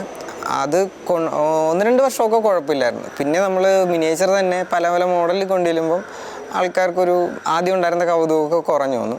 പക്ഷെ ഇപ്പോൾ റാറ്റ് റോഡ് ഉണ്ടാക്കിയ സമയത്ത് അത്യാവശ്യം നല്ല രീതിയിൽ റീച്ചായി. കാരണം ഇതിപ്പോൾ ആരും കാണാത്തൊരു സാധനം. കുട്ടികൾക്ക് സ്വകാര്യ സ്ഥലത്ത് ഓടിക്കാൻ കഴിയുന്ന കാറുകൾക്ക് ഇപ്പോൾ ആവശ്യക്കാർ ഏറെയാണ്. പിന്നീട് സിനിമാ മേഖലയിൽ നിന്നും രാകേഷ് ബാബുവിൻ്റെ കാറുകളെ തേടി ആവശ്യക്കാരെത്തി. ആദ്യമൊക്കെ വീട്ടുകാർക്ക് ഭയങ്കര താല്പര്യമായിരുന്നു. കാരണം വണ്ടി ഉണ്ടാക്കി അത്യാവശ്യം റീച്ചായി ചാനലിൽ ആൾക്കാരൊക്കെ വന്നപ്പോഴത്തേക്കും ആൾക്കാർക്ക് വീട്ടിൽ ഭയങ്കര താല്പര്യമൊക്കെ. പിന്നെ സ്വന്തമായിട്ട് കാശ് മുടക്കി വണ്ടി ഉണ്ടാക്കി കുറച്ച് നാൾ കഴിയുമ്പോൾ അതൊരു സൈഡായി. അങ്ങനെ വന്നപ്പോഴത്തേക്കും താല്പര്യം പതിയെ കുറയാൻ തുടങ്ങി. കാരണം നമ്മൾ ഉണ്ടാക്കുന്ന പൈസ മുഴുവൻ ഇതിൻ്റെ പുറകെ പോവുക. പിന്നെ ഇതിന് ആൾക്കാർ വരാൻ തുടങ്ങിയപ്പോഴത്തേക്കും അവർക്ക് മനസ്സിലായി ഇവൻ പോണ ട്രാക്ക് കുഴപ്പമില്ല എന്നുള്ള ഇത് വന്നപ്പോൾ ഇപ്പോൾ സപ്പോർട്ടൊക്കെയാണ്. വിൻറ്റേജ് മിനിയേച്ചർ വാഹനങ്ങളുടെ നിർമ്മാണത്തിനായി ഓട്ടോകാസ്റ്റിലെ ജീവനക്കാരനായ രാകേഷ് നീണ്ട അവധിയെടുത്താണ് വാഹന നിർമ്മാണ മേഖലയിൽ വ്യാപൃതനാകുന്നത്. ഞാനിവിടെ കേരള ഗവൺമെൻറ് ഓട്ടോകാസ്റ്റ് എന്ന് പറഞ്ഞൊരു സ്ഥാപനമുണ്ട്. അവിടുത്തെ സ്കിൽഡ് വർക്കറായിട്ട് വർക്ക് ചെയ്യുമായിരുന്നു. മെക്കാനിക്കായിരുന്നു. ഇപ്പം 5 വർഷത്തേക്ക് ലോങ് ലീവ് എടുത്ത് നിൽക്കുകയാണ്. ഇപ്പോൾ നിലവിലൊരു 10-25ഓളം വണ്ടികൾ ചെയ്തിട്ടുണ്ട്. 2 പേർക്ക് ഇരിക്കാൻ കഴിയുന്ന ചില വാഹനങ്ങൾ 1 മാസത്തിനുള്ളിൽ രാകേഷ് പണി തീർത്തെടുക്കും. ചിലതിനത് 5-6 മാസം വരെ എടുക്കും. ഇത്തരം വാഹനങ്ങൾ പൊതുനിരത്തിൽ ഉപയോഗിക്കുന്നത് നിയമപരമായി നിരോധിച്ചിട്ടുള്ളതിനാൽ മിക്കതും മോഡലുകളും കളിപ്പാട്ടങ്ങളുമായാണ് നിർമ്മിച്ചിരിക്കുന്നത്. റോട്ടിൽ ഓടിക്കുന്ന വണ്ടി നിർമ്മിക്കുന്നില്ല. കൂടുതലും ഈ പറഞ്ഞ പോലെ സ്വന്തം പ്രോപ്പർട്ടിയിൽ വാങ്ങിക്കുന്ന ആൾക്കാർ അത്യാവശ്യം പൈസ ഉള്ളവരെ വാങ്ങിക്കാൻ വരുള്ളൂ. അപ്പോൾ അവരുടേതായ പ്രോപ്പർട്ടിയിൽ ഒരു സ്ഥലമുള്ള പോലത്തെ ആൾക്കാരാണ് വരുന്നത്. പിന്നെ പാർക്ക്. അപ്പോൾ റോഡിൽ ഓടിച്ചിട്ടുള്ള ഇതുവരെ ഒന്നും അങ്ങനെ ആരും ഓടിച്ച് പ്രശ്നം ഉണ്ടാക്കിയിട്ടില്ല ഇതുവരെ. പാർക്കുകളിലും എക്സിബിഷനുകളിലും ഹോട്ടലുകളിലും ഇവ കൗതുക വസ്തുവായി സൂക്ഷിക്കുന്നു. കാറുകളൊക്കെ ചില പാർട്ടികൾ പുറത്ത് നമ്മൾ അതായത് വ്യക്തികൾക്ക് വേണ്ടിയിട്ട് നമ്മൾ ചെയ്തു കൊടുക്കാറുണ്ട്. ഇപ്പം നമ്മൾ ചെയ്തുകൊണ്ടിരിക്കുന്ന ഫെറാരിയുടെ ഒരു പഴയ മോഡൽ വണ്ടിയാണ്. ഇത് ഹൈദരാബാദുള്ള ഒരു പാർട്ടിക്ക് വേണ്ടി. അത് നമ്മുടെ ഇൻസ്റ്റാഗ്രാം പേജ് കണ്ടിട്ട് നമ്മൾ മെസ്സേജ് അയച്ചു. അങ്ങനെ വന്ന ഓർഡറാണ്. അത് നമ്മൾ ആദ്യം മുതൽ ഫോളോ ചെയ്യണം. അപ്പം നമ്മുടെ വണ്ടി ഉണ്ടാക്കിയതും കാര്യങ്ങളൊക്കെ പുള്ളി കാണുന്നുണ്ട്. അപ്പം അങ്ങനെ വന്ന ഓർഡറാണിത്. ഹോട്ടലുകളുടെ അകത്തളങ്ങൾ മനോഹരമാക്കാൻ എഞ്ചിനുകളില്ലാത്ത പൂർണ്ണ വലിപ്പത്തിലുള്ള മോഡലുകൾക്കും ആവശ്യക്കാരുണ്ട്. ഒരു മോഡലിന് ശരാശരി 1 ലക്ഷം രൂപ വരെ വില വരും. പിന്നീട് കാറുകളുടെ പ്രത്യേകതയ്ക്കനുസരിച്ച് അവയുടെ വിലയിൽ മാറ്റം വരും. ഇപ്പോൾ ഇലക്ട്രിക്കൊക്കെയാണ് ചെയ്യണമെങ്കിൽ ഏകദേശം ഒരു 1-1.5 ലക്ഷം രൂപയുടെ പറ്റേ എല്ലാം കൂടെ വരും. ചെയ്തിറങ്ങുമ്പോഴത്തേക്കും 1.5 മാസം എടുക്കും ഒരു ജീപ്പ് ചെയ്തെടുക്കാനായിട്ട്. അപ്പം നമ്മൾ 2 ആൾ പണിയുന്ന ആൾക്കാരുടെ ലേബർ, പിന്നെ മെറ്റീരിയലിൻ്റെ പൈസ, ബാറ്ററി, മോട്ടർ എല്ലാം കൂടെ ആ ഒരു റേറ്റ് വരുന്നുണ്ട്. വാഹനങ്ങളെല്ലാം GA ഷീറ്റുകളും പൈപ്പുകളും ഉപയോഗിച്ച് സ്വയം നിർമ്മിച്ചവയാണ്. ഇതുവരെ ചെയ്ത വർക്കുകളിൽ ഇപ്പോൾ ഏറ്റവും തരംഗമായത് റാറ്റ് റോഡ് വാഹനമാണ്.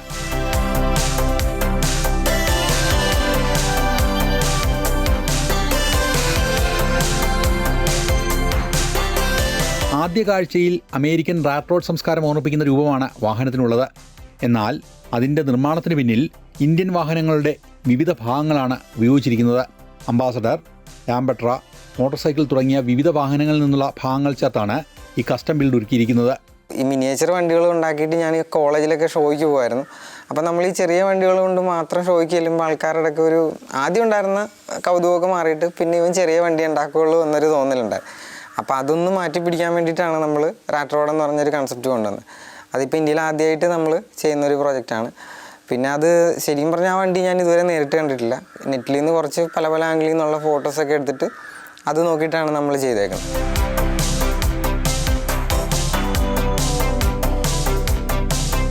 റാറ്റ് റോഡിന് കരുത്തു പകരുന്നത് BMC അംബാസഡർ എഞ്ചിനാണ്.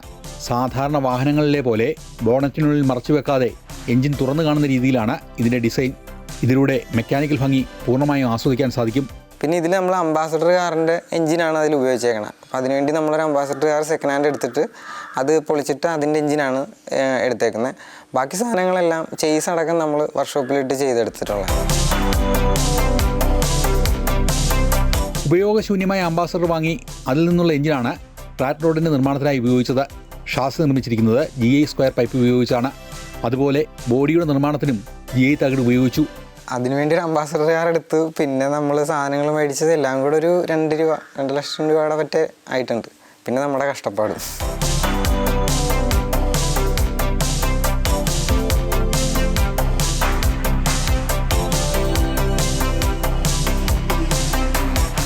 പിന്നെ ഇതിൽ ഫയറിങ് ഡീസൽ എഞ്ചിൻ ആയതുകൊണ്ട് തന്നെ എക്സോസ്റ്റ് ചെയ്യുന്ന ഫയർ നമുക്ക് കൊടുക്കാൻ പറ്റത്തില്ല.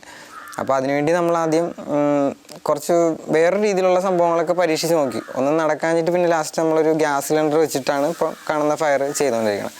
അതിൽ ബാക്ക് ഫയർ വരാതിരിക്കാൻ വേണ്ടി അതിനൊരു നോൺ റിട്ടേൺ വാല്യൂ NRV കൊടുത്തിട്ടുണ്ട്. വാഹനത്തിൽ ഏറ്റവും അത്ഭുതപ്പെടുത്തുന്ന ഭാഗമാണ് പാമ്പിൻ്റെ ആകൃതിയിൽ നിർമ്മിച്ചിട്ടുള്ള എയർ ഇൻടേക്ക് സംവിധാനം. ചങ്ങലകൾ വെൽഡ് ചെയ്തുണ്ടാക്കിയ സ്റ്റിയറിങ്ങും ഗ്രനേഡിൻ്റെ മാതൃകയിലുള്ള ഗിയർ ലിവറും ഒരുതരം ഭീതി പടർത്തുന്നു.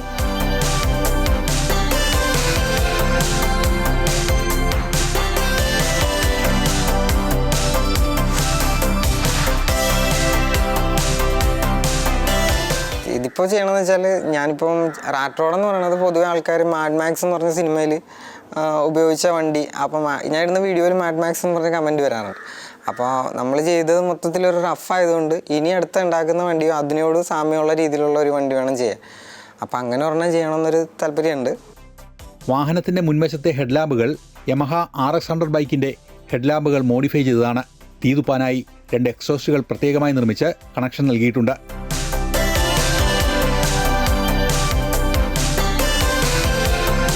ഫ്രണ്ട് സസ്പെൻഷൻ ഒരുക്കിയിരിക്കുന്നത് ലാംബട്ര ഓട്ടോറിക്ഷയുടെ ഷോക്ക് അബ്സോർവറുകൾ ഉപയോഗിച്ചാണ്. വ്യത്യസ്ത വാഹനങ്ങളിൽ നിന്നുള്ള ഭാഗങ്ങൾ ആവശ്യാനുസരണം രൂപമാറ്റം വരുത്തി ഉപയോഗിച്ചിരിക്കുന്നു. വാഹന പ്രദർശനങ്ങൾ, കോളേജ് ഇവൻറ്റുകൾ, ഓട്ടോമൊബൈൽ ഷോകൾ എന്നിവ ലക്ഷ്യമിട്ടാണ് രാകേഷ് ഈ റാറ്റ് റോഡ് ഒരുക്കിയിരിക്കുന്നത്.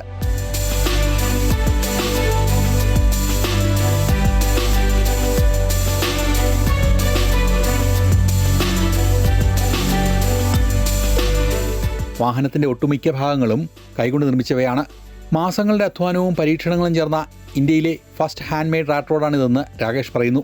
എനിക്ക് വരുന്ന ഓർഡറുകളെല്ലാം ഒറ്റയ്ക്കിരുന്ന് ചെയ്യാൻ പറ്റാത്തതാണ്. അപ്പോൾ ഞാൻ കൈകൊണ്ടുണ്ടാക്കുമ്പോൾ അതിൻ്റേതായ പരിമിതികളുണ്ട്. അപ്പോൾ അതെല്ലാം ഒന്ന് മാറ്റിയിട്ട് ഒരു കമ്പനി പോലെ, ചെറിയ വണ്ടികൾ ഉണ്ടാക്കുന്ന ഒരു കമ്പനി പോലെ തുടങ്ങണമെന്നൊരാഗ്രഹമുണ്ട്. വിദേശ രാജ്യങ്ങളിൽ റാറ്റ് റോഡുകൾക്ക് വലിയ തോതിലുള്ള ആരാധകരുണ്ടെങ്കിലും നമ്മുടെ നാട്ടിൽ ഇത്തരം നിർമ്മാണങ്ങൾ വിരളമാണ്. ഇന്ത്യയിൽ മാത്രമാണ് മോഡിഫിക്കേഷന് ഇച്ചിരി പ്രശ്നമായിട്ടുള്ളതെന്ന് എനിക്ക് തോന്നുന്നു. കാരണം മറ്റുള്ള വിദേശ രാജ്യങ്ങളിൽ എന്നൊക്കെ പറഞ്ഞാൽ ഇത് അലൗഡാണ്. അപ്പം മോഡിഫിക്കേഷൻ ഒരു പരിധി വരെയൊക്കെ നല്ലതാണ്. കാരണം മറ്റുള്ളവർക്ക് ദ്രോഹം വരാത്ത രീതിയിൽ ഇപ്പം സൗണ്ടൊക്കെ കേൾപ്പിച്ച് പോകണതിലോടൊന്നും നമുക്ക് താല്പര്യമില്ല. അപകടകരമല്ലാത്ത, സമൂഹത്തിന് ശല്യമാവാത്ത, യുവാക്കൾക്ക് താല്പര്യമുള്ള മേഖലകൾ നമ്മുടെ നാട്ടിലും സജീവമാവട്ടെ. പരമാവധി യുവാക്കൾക്ക് നാട്ടിൽ നിൽക്കാനുള്ള വീർപ്പുമുട്ടൽ മാറട്ടെ. വാഹനങ്ങൾ ഒരാളുടെ വ്യക്തിത്വത്തിൻ്റെ മൗലികത കൂടി പ്രസരിപ്പിക്കട്ടെ.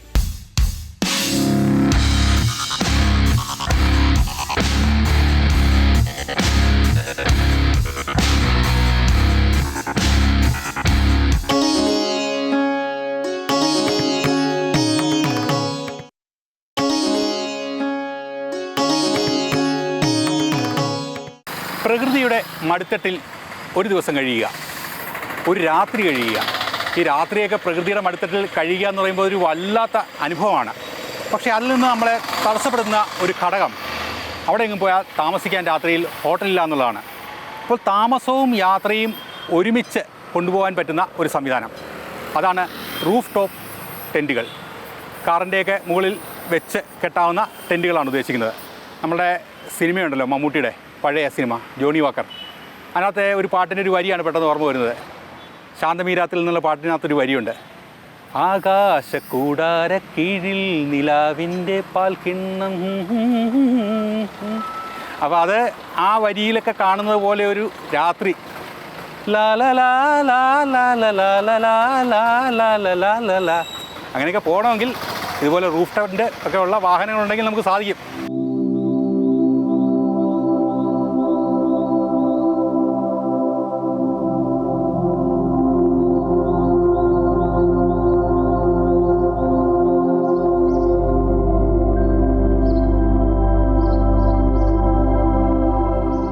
യാത്രകളും ക്യാമ്പിങ്ങും ഇഷ്ടപ്പെടുന്ന മലയാളി സഞ്ചാരികൾക്കിടയിൽ രൂപപ്പെടുന്ന പുതിയ തരംഗമാണ് റൂഫ് ടോപ്പ് ടെൻറ്റുകൾ.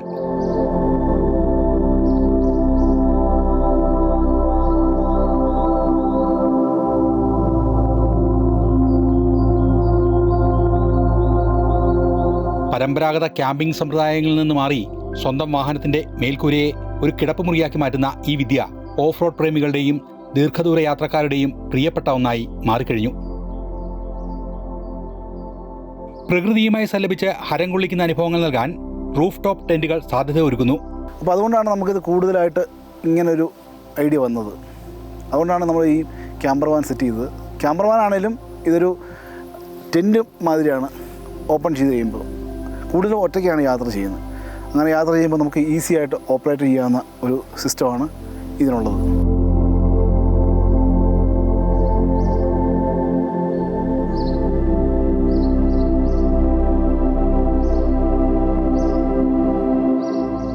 കാറുകളുടെയോ SUV-കളുടെയോ മുകളിൽ റൂഫ് റാക്കിൽ ഉറപ്പിച്ചു നിർത്താൻ കഴിയുന്ന മടക്കാവുന്ന ടെൻറ്റുകളാണിവ.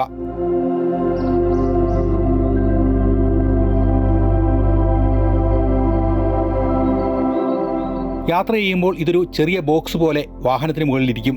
ക്യാമ്പ് ചെയ്യേണ്ട സ്ഥലത്തെത്തിയാൽ മിനിറ്റുകൾക്കകം ഇത് നിവർത്തി ഒരു കിടപ്പുമുറിയാക്കി മാറ്റാം. ടെന്റിനുള്ളിലേക്ക് കയറാനായി ഒരു ഏണിയും ഇതിനോടൊപ്പം ഉണ്ടാകും. ടെന്റ് നിർമ്മിച്ചിരിക്കുന്നത് ഒരു ഗ്രില്ലിലാണ്. ഈ ഗ്രില്ലിൽ 3 ക്ലിപ്പിങ് കൊടുത്താണ് ഇത് നിർമ്മിച്ചിരിക്കുന്നത്. അപ്പോൾ അതുകൊണ്ട് തന്നെ നമുക്ക് വണ്ടിയുടെ മുകളിൽ അധികം ഭാരം വരുന്നില്ല. 85 കിലോയാണ് ഈ ടെൻറ്റിന് വെയിറ്റ് വരുന്നത്. പ്രകൃതി സൗഹൃദവും ആധുനികവുമായ യാത്രാശൈലി യുവാക്കൾക്കിടയിൽ ഓവർലാൻഡിംഗ് എന്നൊരു യാത്രാ സംസ്കാരം വളർത്തുന്നുണ്ട്. ലക്ഷ്യസ്ഥാനത്തേക്കാൾ യാത്രയ്ക്ക് പ്രാധാന്യം നൽകുന്ന ഒരു രീതിയാണിത്. കാടിൻ്റെ നടുവിലോ പുഴയോരത്തോ കടൽത്തീരത്തോ സൗകര്യപ്രദമായൊരു സ്ഥലത്ത് വാഹനം നിർത്തി അതിനു മുകളിൽ ടെൻ്റടിച്ച് നക്ഷത്രങ്ങളെ നോക്കി കിടന്നുറങ്ങുന്ന അനുഭവം റൂഫ് ടോപ്പ് ടെൻറ്റുകൾ യാഥാർത്ഥ്യമാക്കുന്നു. യാത്രയും താമസവും ഒരുമിച്ച് സാധ്യമാകുന്നതോടെ പുതിയ സഞ്ചാരയിടങ്ങളിലേക്കുള്ള ജാലകങ്ങൾ തുറക്കുന്നു.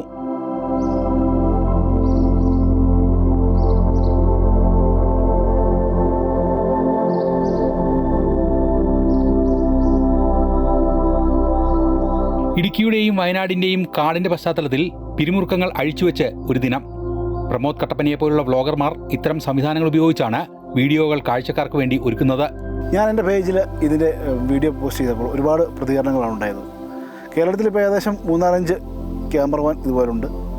യാത്രകളിൽ നമുക്ക് ഒരുപാട് ഗുണം ചെയ്യുന്ന ഒരു ടെൻ്റാണ് ഈ ക്യാമറമാൻ. ഇപ്പോൾ ഓഫ് റോഡ് യാത്രകളും ദീർഘദൂര റോഡ് ട്രിപ്പുകളും ഇഷ്ടപ്പെടുന്നവരാണ് പ്രധാനമായും റൂഫ് ടോപ്പ് ടെൻറ്റുകൾ ഉപയോഗിക്കുന്നത്. ഈ സംവിധാനത്തിൽ മെത്തയും രാത്രികാല വിശ്രമ സൗകര്യവും ഉൾപ്പെടുത്തിയിട്ടുണ്ടാകും.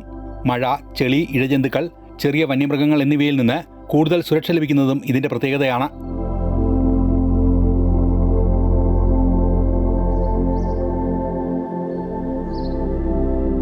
ഭൂരിഭാഗം റൂഫ് ടോപ്പ് ടെൻറ്റുകളിലും ഉയർന്ന ഗുണനിലവാരമുള്ള മെത്തകൾ ഇൻബിൽറ്റായി വരുന്നുണ്ട്. അതിനാൽ കിടക്ക പ്രത്യേകം കരുതേണ്ടതില്ല. അകത്ത് വരുമ്പോൾ നമുക്ക് ഇരിക്കാവുന്നതാണ്. ഇരുന്നാൽ നമ്മുടെ തല മുട്ടാത്ത രീതിയിലുള്ള ഹൈറ്റ് ഉണ്ട്. അതുപോലെ തന്നെ ബെഡുണ്ട്, നല്ലൊരു ബെഡ്. 4 സൈഡിൽ വിൻഡോസ് ഉണ്ട്. പോരാതെ രാത്രി നമ്മൾ സ്റ്റേ ചെയ്യുമ്പോൾ വിൻഡോ ഓപ്പൺ ചെയ്ത് കൊതുകുവല ഉള്ളതാണ്. ലോകത്തിൻ്റെ വിവിധ ഭാഗങ്ങളിൽ വർഷങ്ങളായി പ്രചാരത്തിലുള്ള ഈ ക്യാമ്പിംഗ് രീതി ഇപ്പോൾ ഇവിടെയും വ്യാപകമാവുകയാണ്. 6 അടി നീളത്തിൽ 4 അടി വീതിയിലാണ് ഇതിന് മുകളിൽ നമ്മൾ സെറ്റ് ചെയ്തിരിക്കുന്നത്. 2 ക്ലിപ്പിംഗ് ഉണ്ട്. ആ 2 ക്ലിപ്പിംഗ് ഊരിയതിന് ശേഷമാണ് മുകളിലുള്ള ലാഡർ ഒരു സ്ക്രൂ കൊടുത്ത് നമ്മൾ കൈകൊണ്ടിങ്ങനെ ഉയർത്തി കഴിയുമ്പോൾ ഈസി ആയിട്ട് നമുക്ക് ഉയർത്താവുന്നതാണ്. ഉയർത്തി കഴിയുമ്പോൾ തന്നെ ടെൻറ്റ് നേരെ ഓപ്പൺ ചെയ്ത് നമ്മൾ നിൽക്കുന്ന വശത്തേക്ക് വരുന്നതാണ്. അങ്ങനെ വരുമ്പോഴാണ് ഈ 48 സ്ക്വയർ ഫീറ്റ് വരുന്നത്. 48 സ്ക്വയർ ഫീറ്റിൽ പറഞ്ഞ പോലെ നമുക്ക് 4 പേർക്ക് ഈസി ആയിട്ട് സ്റ്റേ ചെയ്യാവുന്നതാണ്. SUV വാഹനങ്ങളുടെയും അഡ്വഞ്ചർ ടൂറിസത്തിൻ്റെയും വളർച്ചയോടെയാണ് റൂഫ് ടോപ്പ് ടെൻറ്റുകൾക്ക് ആവശ്യക്കാർ വർദ്ധിച്ചത്. യാത്രക്കിടെ ഹോട്ടൽ മുറികൾ തേടേണ്ട സാഹചര്യം കുറയ്ക്കുന്നതിനാൽ സഞ്ചാരികളുടെ യാത്രാ ചെലവ് ഗണ്യമായി കുറയുന്നു. 2 മുതൽ 4 പേർക്ക് വരെ താമസിക്കാൻ കഴിയുന്ന മോഡലുകളാണ് കൂടുതലായും വിപണിയിലുള്ളത്. ഹാർഡ് ഷെൽ, സോഫ്റ്റ് ഷെൽ എന്നീ വിഭാഗങ്ങളിൽ ലഭിക്കുന്ന ടെൻറ്റുകളുടെ വില 80,000 മുതൽ 4 ലക്ഷം രൂപ വരെയാണ്. വാഹനത്തിൻ്റെ റൂഫ് ലോഡ് കപ്പാസിറ്റിയും സുരക്ഷാ മാനദണ്ഡങ്ങളും പാലിച്ചാണ് ഇവ സ്ഥാപിക്കുന്നത്. യാത്രകൾ ഒരുപാട് ഇഷ്ടപ്പെടുന്ന ആളാണ് ഞാൻ. അതുകൊണ്ട് തന്നെ നമുക്ക് ഒരുപാട് യാത്ര ചെയ്യേണ്ടി വന്നതിനാൽ പ്രത്യേകിച്ച് നമ്മുടെ ഇടുക്കി ജില്ലയിൽ യാത്ര ചെയ്യാനാണ് ആദ്യം ആഗ്രഹിച്ചത്. അപ്പോൾ അങ്ങനെ വന്നപ്പോൾ നമുക്ക് ഇടുക്കിയിലെ ചില സ്ഥലങ്ങളിലെല്ലാം വളരെ കയറ്റവും ഇറക്കവും അതുപോലെ കാടുകൾ നിറഞ്ഞ സ്ഥലമാണ്. അതുകൊണ്ട് നമുക്ക് എങ്ങനെ യാത്ര ചെയ്യാം എന്ന് ഒരുപാട് ആലോചിച്ചു. പല വാഹനങ്ങളിലാണ് നമ്മൾ യാത്ര ചെയ്യാൻ തീരുമാനിച്ചത്. അങ്ങനെ വന്നപ്പോൾ നമുക്ക് ഒരുപാട് എക്സ്പെൻസീവ് വന്നു. റിസോർട്ടുകൾ എടുക്കാനുള്ള ബുദ്ധിമുട്ട് വന്നു. വാഹനത്തിൽ റൂഫ് ടോപ്പ് ടെൻറ്റുകൾ ഘടിപ്പിക്കുന്നതിന് മുമ്പ് ചില കാര്യങ്ങൾ ശ്രദ്ധിക്കേണ്ടതുണ്ട്. വാഹനത്തിൻ്റെ മേൽക്കൂരയ്ക്ക് ഭാരം താങ്ങാൻ കഴിയണം. വാഹനം ഓടുമ്പോഴുള്ള ഭാരവും നിർത്തിയിടുമ്പോഴുള്ള ഭാരവും കൃത്യമായി അറിഞ്ഞിരിക്കണം. ടെൻറ്റിനെ കാറുമായി ബന്ധിപ്പിക്കുന്ന റാക്കുകൾ മികച്ച ബ്രാൻഡിൻ്റേതും ദൃഢതയുള്ളതുമായിരിക്കണം. മാനുവലായിട്ടാണ് ഈ ടെൻറ്റ് നിർമ്മിച്ചിരിക്കുന്നത്. ഏകദേശം 95,000 രൂപയാണ് ടെൻറ്റിന് വരുന്നത്. കേരളത്തിലും വാഗമൺ, മൂന്നാർ, ഗവി, വയനാട് തുടങ്ങിയ വിനോദസഞ്ചാര കേന്ദ്രങ്ങളിലേക്കുള്ള യാത്രകളിൽ റൂഫ് ടോപ്പ് ടെൻറ്റുകൾ ഉപയോഗിക്കുന്നവരുടെ എണ്ണം ഗണ്യമായി വർദ്ധിച്ചിട്ടുണ്ട്. സാങ്കേതിക വിദ്യയും സാഹസിക വിനോദസഞ്ചാരവും കൈകോർക്കുന്ന പുതിയ പ്രവണതയായി റൂഫ് ടോപ്പ് ടെൻറ്റുകൾ മാറിക്കൊണ്ടിരിക്കുകയാണ്.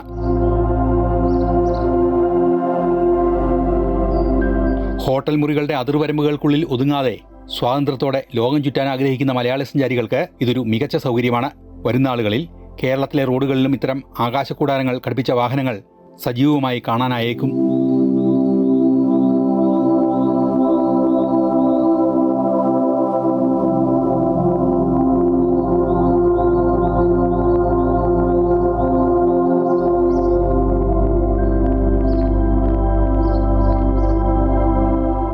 അങ്ങനെ ഈ ആഴ്ചയിലെ സെൻട്രൽ മാഗസിൻ വിശേഷങ്ങൾ ഇവിടെ അവസാനിക്കുകയാണ്. അടുത്ത ആഴ്ച പുതിയ കാഴ്ചകളും കൂടുതൽ വിശേഷങ്ങളും വ്യത്യസ്തമാർന്ന അനുഭവങ്ങളുമായി നമുക്ക് വീണ്ടും കാണാം. നന്ദി, നമസ്കാരം.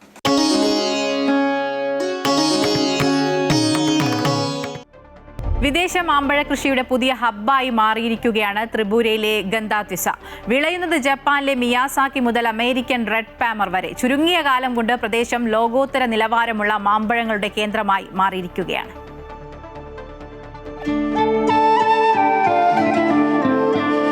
പരമ്പരാഗത കൃഷിരീതികളിൽ നിന്ന് ലാഭകരമായ മാമ്പഴ കൃഷിയിലേക്ക് ചുവടുമാറ്റിയിരിക്കുകയാണ് ത്രിപുരയിലെ ഗന്താത്വിസ മേഖലയിലുള്ള കർഷകർ. തരിശു നിലങ്ങളെ മാന്തോട്ടങ്ങളാക്കി. മികച്ച ലാഭവും അനുകൂലമായ കാലാവസ്ഥയുമാണ് കർഷകരെ വാണിജ്യാടിസ്ഥാനത്തിലുള്ള മാമ്പഴ കൃഷിയിലേക്ക് ആകർഷിച്ചത്. നെല്ല്, ചണം തുടങ്ങിയ പരമ്പരാഗത കൃഷികളിൽ നിന്നുള്ള ലാഭം കുറയുകയും ചെയ്തു. കർഷകർ ഉയർന്ന വരുമാനം നൽകുന്ന ഹോർട്ടിക്കൾച്ചർ കൃഷിയിലേക്ക് ഇതോടെ തിരിഞ്ഞു. മേഖലയിലുടനീളം വിദേശി സ്വദേശി ഇനങ്ങളിൽപ്പെട്ട മാവുകൾ നിറഞ്ഞ വലിയ തോട്ടങ്ങൾ കാണാം.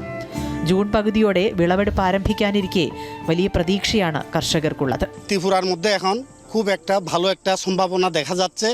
তো আমি কৃষক ভাইদের বলবো যাতে আম বাগান করে আগামী দিনের জন্য প্রজন্মের জন্য যাতে তারা একটা দিক উন্মোচন করতে পারে ভালো।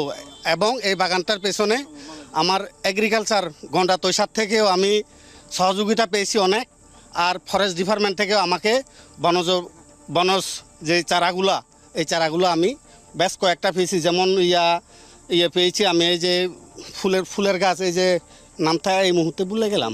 ജപ്പാന്റെ മിയാസാക്കി, തായ്ലൻഡിന്റെ യാങ്യാങ്, ബനാന മാംഗോ, ബാരിപ്പൂർ, അമേരിക്കൻ റെഡ് പാമർ തുടങ്ങി നിരവധി വിദേശ ഇനങ്ങളാണ് ഇവിടെ കൃഷി ചെയ്യുന്നത്. കൃഷി വനം വകുപ്പുകളുടെ പിന്തുണയോടെയാണ് കൃഷി. കർഷകർക്ക് ഗുണനിലവാരമുള്ള വിദേശ മാവിൻ തൈകൾ കുറഞ്ഞ നിരക്കിലോ അല്ലെങ്കിൽ സൗജന്യമായോ നൽകുന്നുണ്ട്. വരണ്ട മാസങ്ങളിൽ തോട്ടങ്ങളിൽ വെള്ളമെത്തിക്കാൻ കൃഷിവകുപ്പ് സബ്സിഡിയോടുകൂടി ജലസേചന പദ്ധതികളും ഒരുക്കിയിട്ടുണ്ട്. ഇവിടെ നിന്നുള്ള മാമ്പഴങ്ങൾ വൻ നഗരങ്ങളായ കൊൽക്കത്ത, ഡൽഹി, മുംബൈ എന്നിവിടങ്ങളിലേക്കും ബംഗ്ലാദേശ് ഉൾപ്പെടെയുള്ള വിദേശ രാജ്യങ്ങളിലേക്കും കയറ്റി അയക്കുന്നുണ്ട്. ഗന്താത്വിസയിലെ മാമ്പഴ കൃഷിയുടെ വിജയകരമായ മുന്നേറ്റം കാർഷിക വൈവിധ്യവൽക്കരണത്തിന്റെയും ഗ്രാമീണ സമ്പദ് വ്യവസ്ഥയുടെ വളർച്ചയുടെയും മികച്ച ഉദാഹരണമായി മാറുകയാണ്. News desk, Amrita TV. ഇതോടെ ഗുഡ് മോർണിംഗ് കേരളം പൂർണ്ണമാവുകയാണ്. കൂടുതൽ വാർത്തകൾക്കായി അമൃത ന്യൂസിന്റെ യൂട്യൂബ് ചാനൽ കാണുക. നമസ്കാരം.